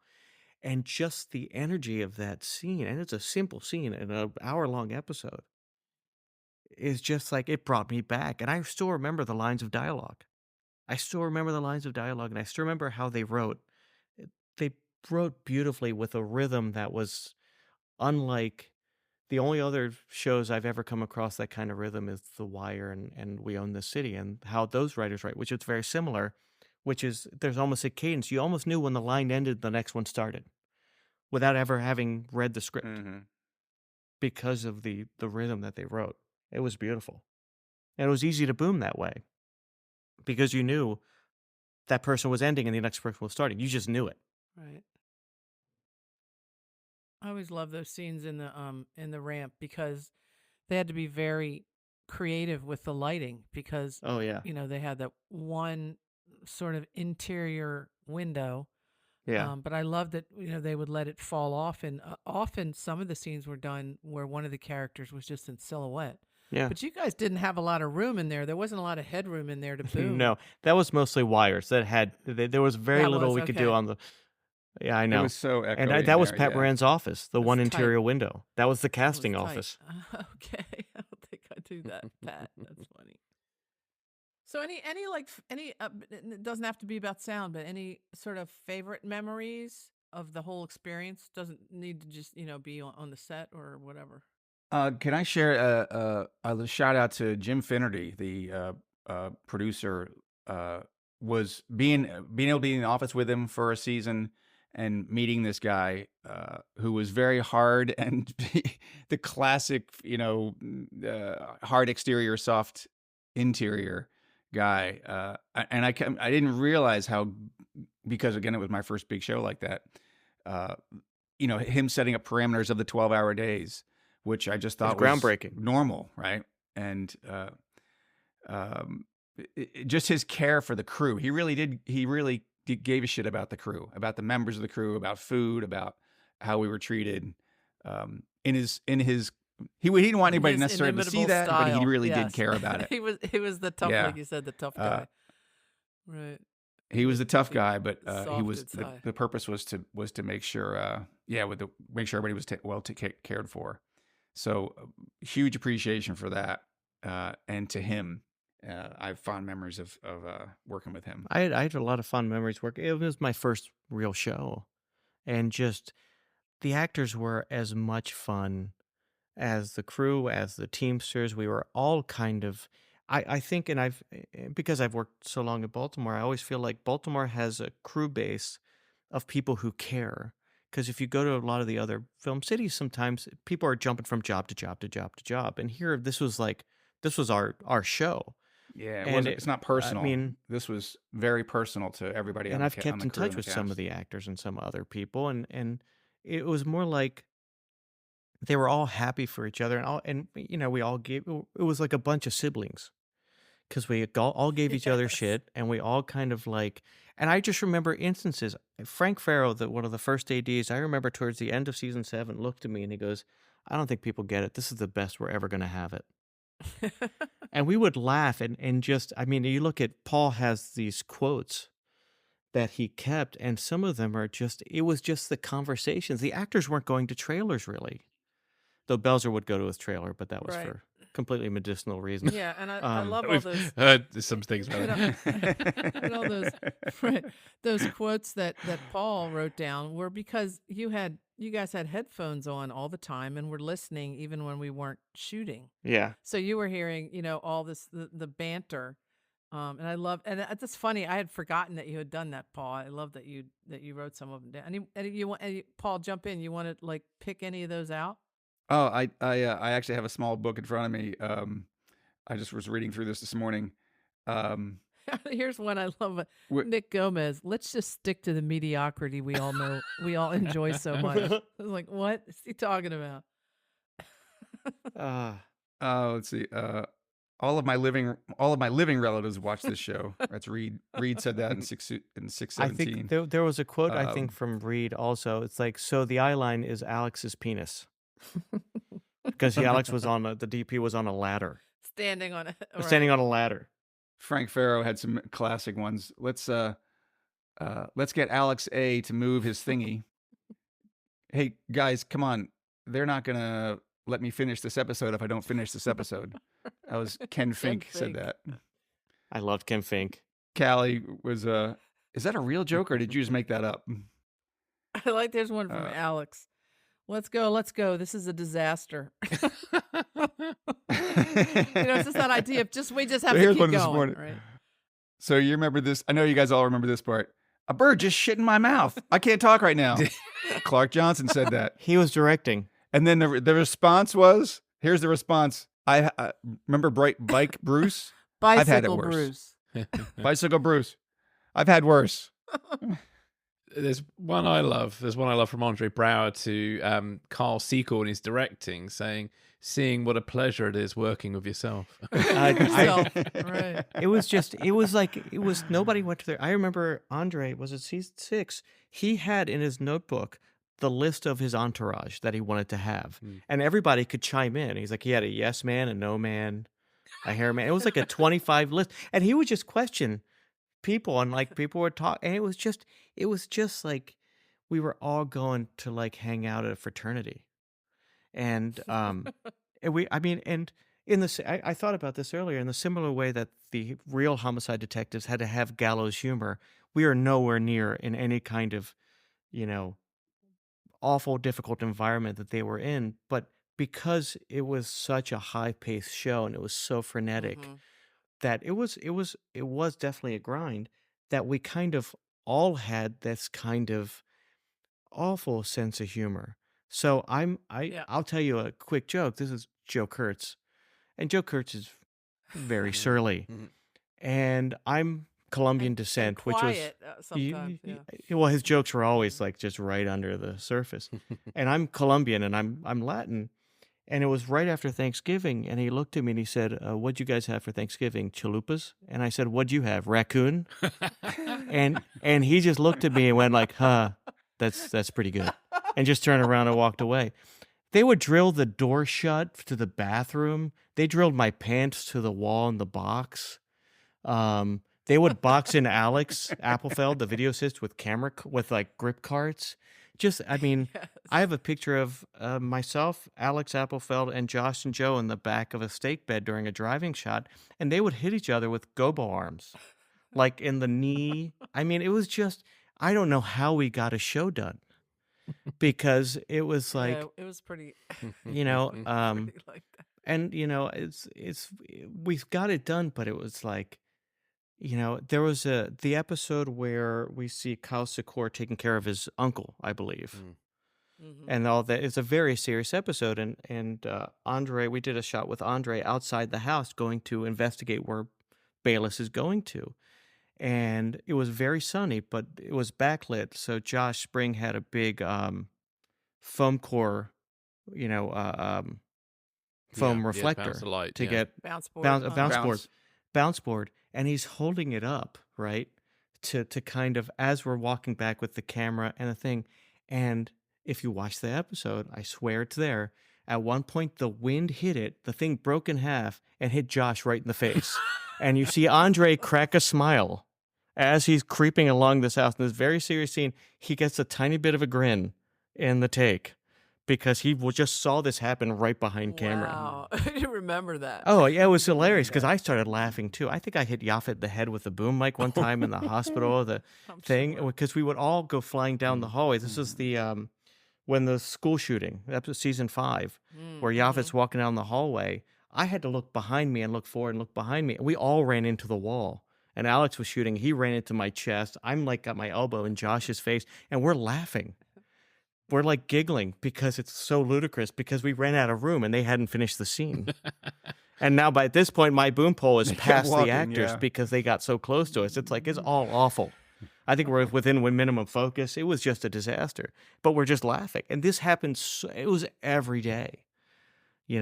I remember shooting 11 and a half pages after lunch with Alan Taylor at the courthouse, because it took us 6 hours to do 3/4 of a page. The courthouse. Oh, Remember the that was the worst. Oh, the looking. courthouse. was Gone with the Wind challenging. before It was lunch, always Dukes of 100 Hazzard it was after. always it didn't matter, right? It didn't matter what time of the year it was. It was 120 Oh, yeah. degrees inside that courthouse. So it was always hot. Because of the bad HVAC system they had. It was an old, pretty beautiful building inside, but Yeah, just Mitchell Courthouse. really But, like, hello. But we were all having fun, and I think it showed, because we all cared how it came out. And yes, the jokes make it sound like we didn't care, but we did.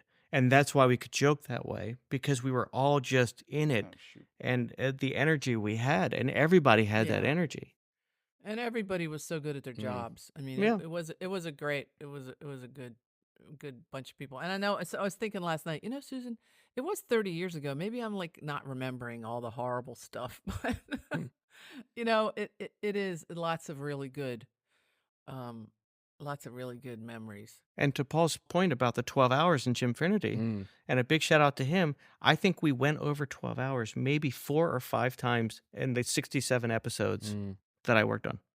And to the writers' credit, they were flexible too, which was what's nice about having those writers. Oh yeah, they were great. I remember I forget what episode it was, but it was Yash was the writer, and we had finished we had a night scene to do, but we had finished at like 5, the other scenes, and sunset was like 7:30, and Yash just walked up and goes, "It's a day scene now. Here we go." And we almost didn't finish it before sunset, but they were like, "Okay, it's fine. Let's just go. Let's do this instead." Right. Yeah. So do you guys, as we wrap up, do you guys want to just sort of mention, what you're working on now? Give yourself a plug, what you've been doing. Well, I don't know if anybody wants to hear this, but since the writer strike and the actor strike and everything, it's been a very slow grind in Maryland. So even coming back from it, okay. yeah, because then now IATSE's negotiating their contracts, and Teamsters have to negotiate their contracts right now. So there's really not much. There's inklings of John Waters and some other stuff, but it's really, I heard that. Yeah, but it's been, and it's not just here. It's New York, LA, Atlanta. It's not just Maryland. And unless the shows were already in pre-production, not much has started because they're waiting for the other. Right. So it's been a rough time right now. I don't think you want to include that. No, but of course, Paul, and football lives on. Oh, it doesn't yeah, of matter course. what's happening. So how long have you been on NFL films? It's a long time, right? It's been a while. Yep, I started as a freelancer in 2001 with the, if you remember, the Ravens did the very first Hard Knock show, which is the summertime training camp show it airs on HBO. So we started there. I started there with them because I was local through a recommendation through Chris Kellett. Actually, shout out through him because I worked with him on this show, right? Yeah, because Chris was on NFL Films first, right? Chris was on it too. Yeah. Right. So, as Susan, as you said earlier, it's funny how you say yes to one thing and it opens other doors. So that was my introduction to films, and then eventually started working with them seasonally, which means for the football season, I would be exclusively working for them. And then in 2016, they hired me full time. So my wife and I moved up to Philadelphia. Hi, Donna. To be there. And Paul, don't be shy. How many sports Emmys do you have?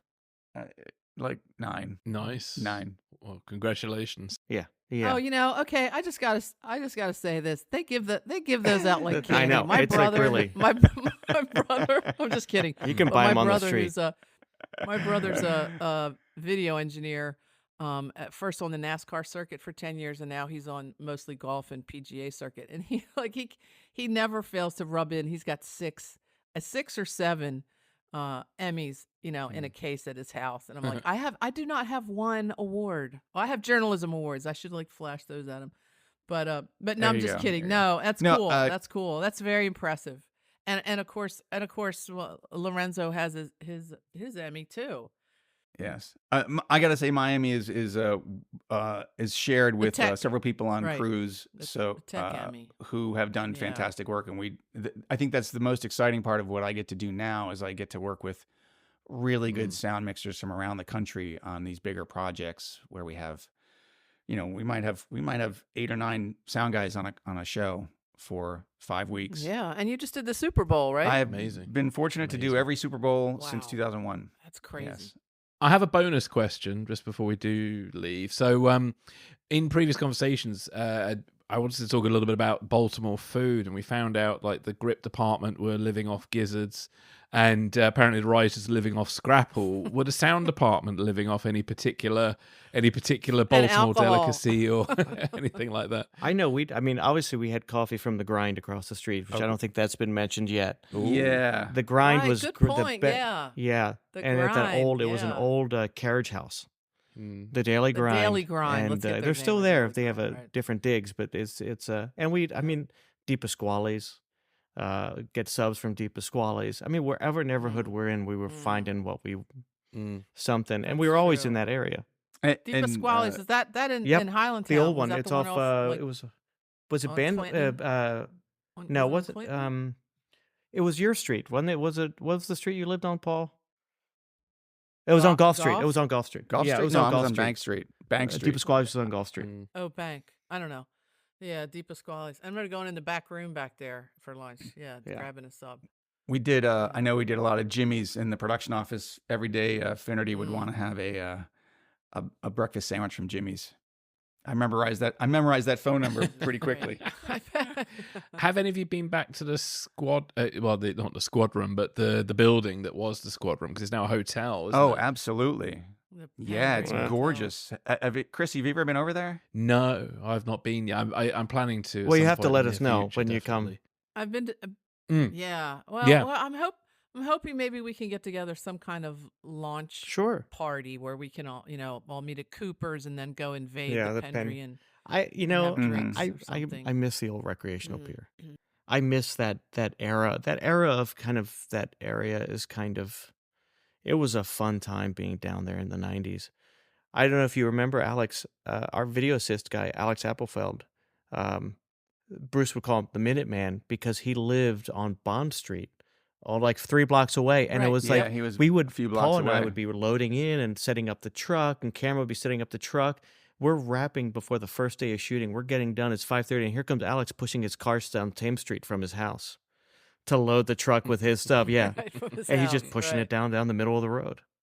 And it was a feel of everybody knew we were there. Everybody had fun. Everybody knew us, and it was it was very much a community feel. Vince lived around the corner. Vince Pranigo. Susan, you might remember. Yeah, Vince did too. Susan, you might remember that the Christmas episode where we turned Thames Street into the whole. We covered the whole Thames Street area around the building with snow. That was spectacular. Yeah, Josh reminded me of that. I had said that we never had cover sets. We worked in the snow. We never made snow. And Josh reminded me, and he sent me a picture Yeah. of the snow we made on Thames Street. And was it in the middle of the summer? I think everybody had shorts on, and there was fake snow in the street. Yeah, it was definitely not wintertime, and it was a Christmas episode. I actually invited my parents down to let them know we were filming that day. So we did. There was quite a crowd scene watching the show because it was such a big setup for us outside. It was pretty cool. Sure, the whole street. Yeah. So funny. Yay. Excellent. Good. Well, thanks, you guys. This has been, thank you. It's It's been really amazing. Fun. Been really fun reconnecting. Oh, you're welcome. Thanks for having us. Absolutely. And of all the shows I've worked on, you don't realize when you're in it how special it is until you go to the next thing. And it's not the same. It wasn't the same. This was something unique. It was a special situation. I think for so, sure, too. and for every department, I think the way we had to work. Can I leave you with a quote? Yeah. This is Steve Buscemi, episode 621. Okay. He leans into the car. Okay. This scene will have the windshield wipers on, the radio on, and if one of you could fart uncontrollably. Okay, that's a great thought to leave with it. Thank you very much, everybody. It's been really great. Thank you. Yes, absolute pleasure. You're welcome. It's been a pleasure. Yeah, thanks, guys. That was terrific.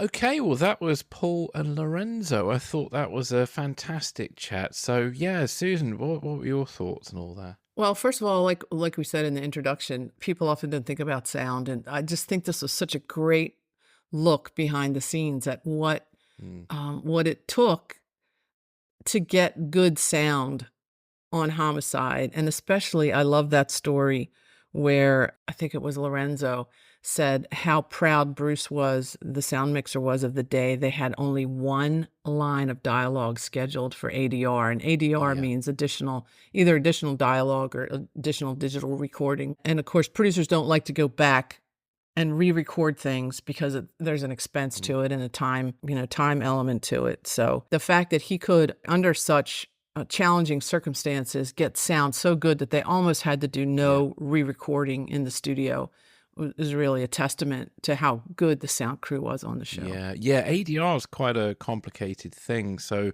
if listeners are not familiar with it, as you were just saying, it's when you re-record the dialogue. So the reason you do it, so if there's a sequence where somebody's talking and then there's a big sort of noise over one of their lines and it's in the recording, then after the fact, they'll probably want to remove that sound. But the only way to do it is to re-record the line on its own.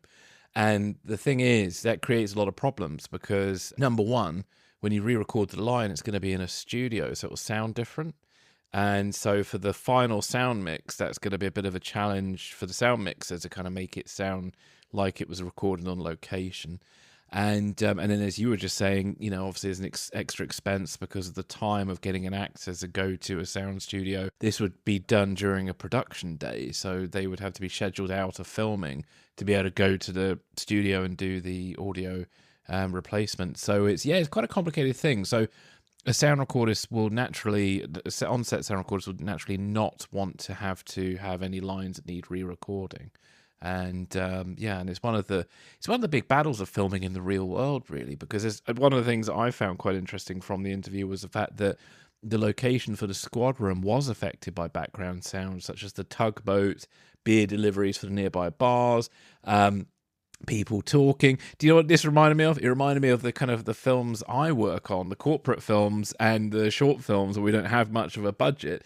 I once was filming in a theatre and you could hear people walking outside and it was a nightmare. And then there was a bar nearby that got a massive delivery and it just holds everything up. And it's so the fact that happened on Homicide as well was a bit of an eyebrow raise. Right. And also I think Jean mentioned actually in his interview that even on Law and Order they have trouble with helicopters from time to time in their squad room. So it's Right, yeah. And we were, in addition to the beer truck deliveries, we were just a few blocks, number of blocks from shock trauma, who would send out, their state police jet helicopters. Yeah. So that was pretty constant. But I also like the fact that they talked about how Bruce appreciated and wanted to get the depth of the location sound, because then it sounds like you're really there. It doesn't sound fake. It doesn't sound dead. And that was really important to him, to include those. And I loved, I think it was Paul's story which was also, and I use that word too much, but a testament to the show, where we're shooting and an ambulance siren starts in the distance. Yeah.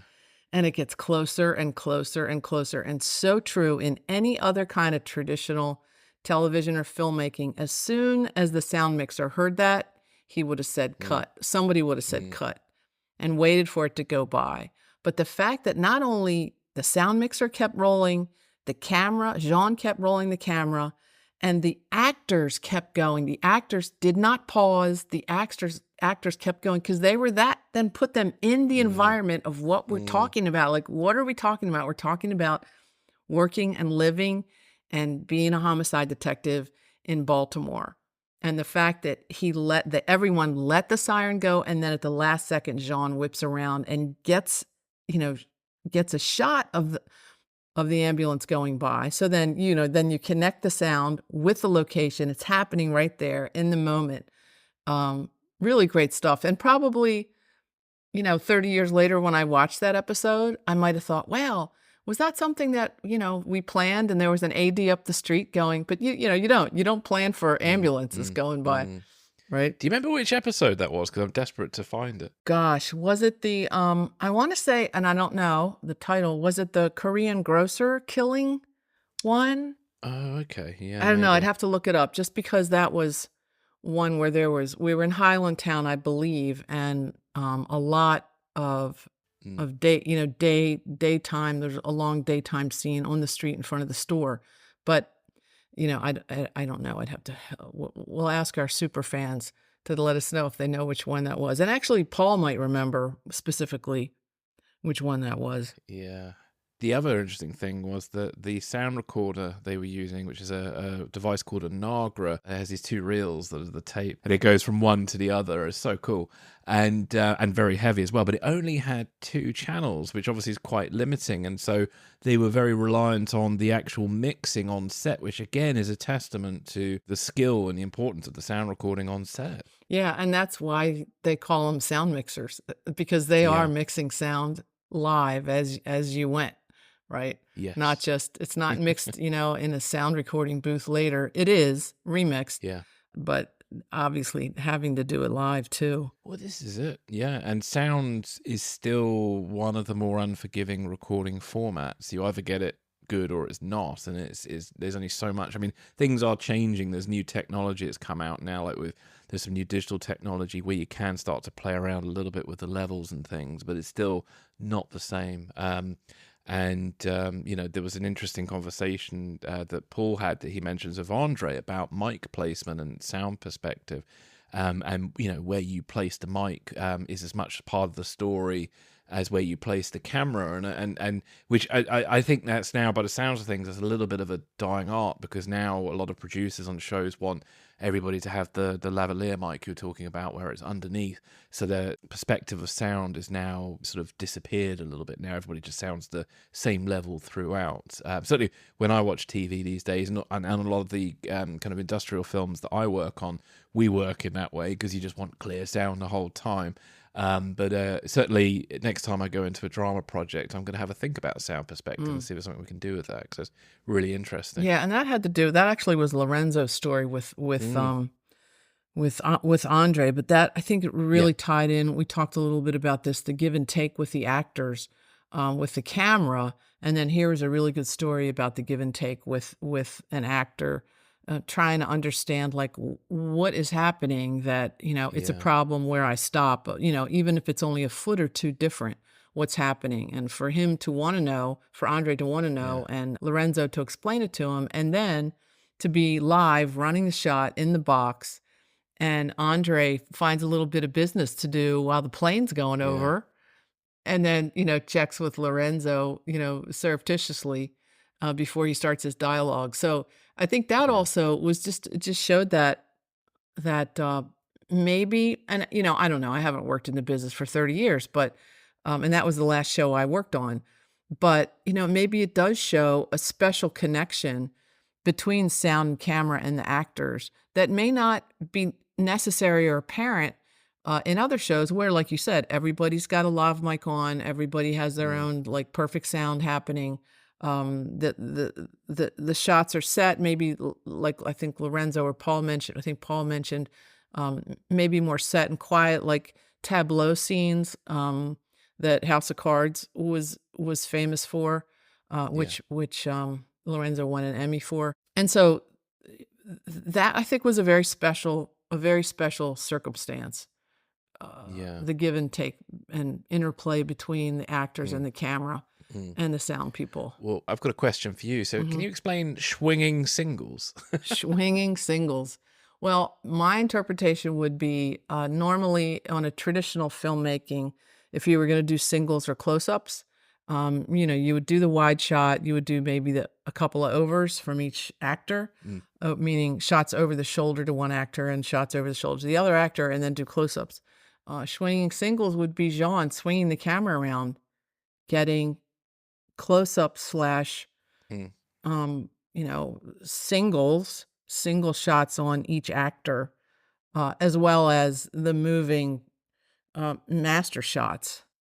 So that's my interpretation. Somebody can correct me, but I'm pretty sure that's what it meant. But speaking about the swinging singles, the point where Paul started talking about having written down the things that because they had the headphones on all the time, even when we weren't rolling, because they are constantly checking what they're doing while we're lighting. They're looking for camera shadows. They're talking to each other about what's happening as things are getting set up. What are the challenges going to be of the shot? So then Paul's writing down all these ridiculously funny, non sequiturs, inside jokes. And he could have probably put a book together of all the things things he wrote down, which Yes. which was really priceless. And I really thank him for bringing those up. Those are really terrific. Yeah. And shows the sort of spirit, what was going on behind the scenes. Yeah. No, indeed. Well, is there anything else you'd like to add? Or I did actually. I'm going to throw a question out there to them when they're listening. Or actually, you may understand it better. When Lorenzo talked about having, they had these tableau shots where it's a really wide shot. It's like, and you can't get in there with the boom pole unless the boom pole and maybe even part of the mic is in the shot. Yes. Now, what I understood him to say was the technology had advanced so much in 30 years that they were removing digitally. Yep. They would do the shot with the boom pole and or the microphone in the shot, and they could digitally remove it. So they could get the good sound and then get rid of the microphone in post. Fix it in post, which was a constant joke on the set. Oh, don't worry, they'll fix it in post. Of course, we didn't really have a post. Yeah, So yeah. it wasn't really happening. No, only in certain circumstances can you do it, because I think the camera needs to be relatively locked off, because you need to get a kind of plate shot afterwards. I mean, you can remove it with movement, but it requires an awful lot of time. So on a TV show, they wouldn't have the budget to do it, but on a movie, they do. It makes sense what you said, because they were these locked off tableaus, Yeah, but that what you just said clicked in my head. So yes, they would do the shot with everybody in it, and then do the shot, which what you just said, what we call plate shot, which is just normally a plate shot would be a landscape where you're going to put somebody in, put the wagon train in or something, but this would be a plate shot of the same scene with nothing in it, without the, the boom pole and the mic in it. Well, one other crazy thing on House of Cards, I only know this because I've read about it, they would sometimes even use bits of different takes in a single shot. So if you've got a shot with two people, it might not necessarily be the same take the two people are in. They might have digitally taken a bit of one take and a bit of another. It's a sort of a thing David Fincher has sort of been doing in his movies in recent years. He did it a lot in Girl with Dragon Tattoo and other films. So that's quite interesting. And one last thing as well, Mission Impossible Fallout, the 6th Mission Impossible film, there's a bit where Tom Cruise jumps from one building to another. So the shot of him leaping towards the camera, when you watch the behind-the-scenes footage, the crew are completely visible behind him in the camera's view, but they remove the crew in post. So there's all sorts of stuff they're doing just so they can get a shot. So because they had multiple cameras, and I think you only get one time to get Tom Cruise to jump from one building to another. Interesting. So it wasn't green screen. No. He did it for real, and he broke his ankle too. So right. So they literally only did have one shot at it. And I live quite near the building they used. It's quite funny. So I sometimes go past it and think of poor old Tom Cruise breaking his ankle on that building. Because he does a lot of his own stunts. Obviously, they make it safe, but they digitally remove things after the fact, like the safety cables, etc. So no, with digital, and even to some extent with film that they put through a digital intermediate process, I believe is the term. You can remove a lot of stuff now that you couldn't. Is it actually easier to remove things than it is to create things? From my point of view, I've seen a lot of movies where they create way too much and it looks really phony, but it's amazing how invisible it is when you remove stuff or or merge things. If you get it right, it's mind-blowing what you can do. So it's Yeah, and I think that story from Lorenzo sort of underlined, one of the things that you ask pretty much everybody that we've interviewed. What would Homicide look like if you shot it today? Yeah. What kind of new technology would you take advantage of today? And that would be one thing, because removing anything from super 16 millimeter film at a time when obviously we had digital transfers and stuff, but 30 years ago it's not going to be the kind of tech that we have now. So that was a great sort of comparison, I think. Yeah. Brilliant. Yeah, it's very interesting. And the other funny thing as well, with the show, they were innovators with wireless boom mics, which aren't used that much these days. But they aren't that often used because there's a lot of interference on wireless frequencies these days. So there's a lot of fear about using them. But back in the day on Homicide, apparently there was a lot less people using a lot less of the channels, so there was less chance of interference. And so your show was the one of the innovators with using wireless mics, which is great because then obviously on a boom mic, so you got your 15-foot pole, you need a 15+ foot cable to go with it, and that can be a nightmare with actors and moving cameras and things. So I can see why they went with the wireless boom mic. Yeah, so we were. I mean, if you were around and you had an RF or a radio that you could tune into the frequency we were at, which that sounds hilarious. Which they mentioned, which would have been below where public radio is, so somewhere in the 80s, in the mid 80s, on your AM dial, or maybe it's FM, I guess.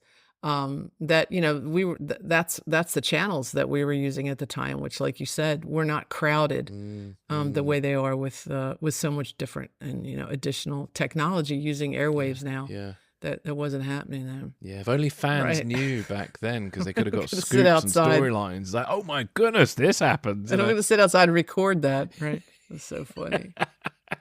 Yeah.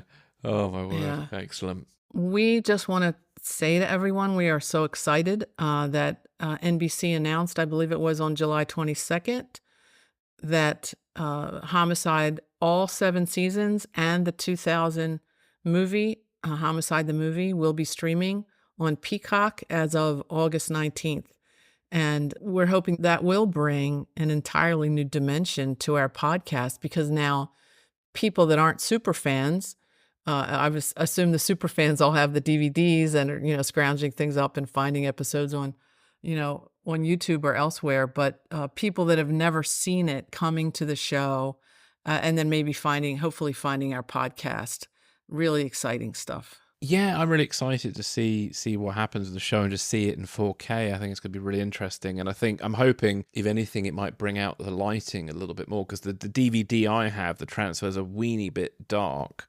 So there are some scenes where it plays a bit darker than it probably was intended, and it'll be really interesting to see some of those night scenes and how they kind of play out in 4K. So I'm super excited. Yeah, and I'm also really excited and curious to see, and I assume they're going to start promoting it soon, like now. This is the 1st of August, 2nd of August. Yeah. It'll be, when people hear this, it'll be the 8th of August. But just to see how they present it, how they promote it, to a brand new audience, but also to try to reel back in the people that remember it from the 90s. Yeah, indeed.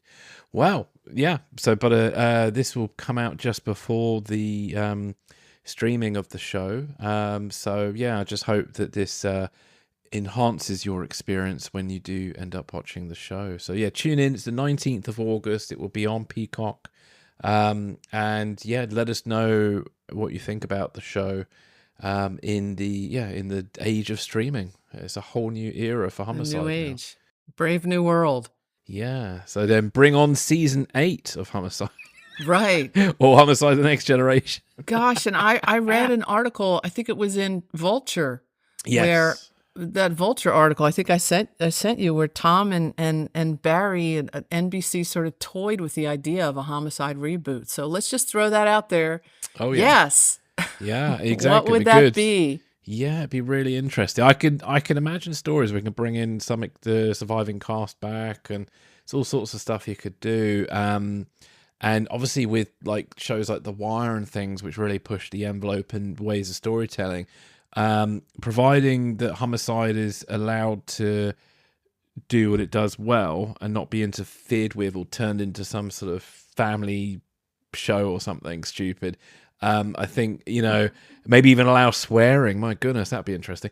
Right. You could suddenly... We didn't have anything. We had a lot of innuendo. Yeah, there's a lot of possibility of where a new season of Homicide could go, as long as the powers that be in networks commit to that. If it were on HBO today, Homicide would be a very interesting show, and it'd be winning Emmys again. I'm pretty sure of that. So it's very much I think a prestige show. It's not one for the lighthearted, and it would be a mistake to try and turn it into, I don't know, CSI Baltimore or something stupid. Right.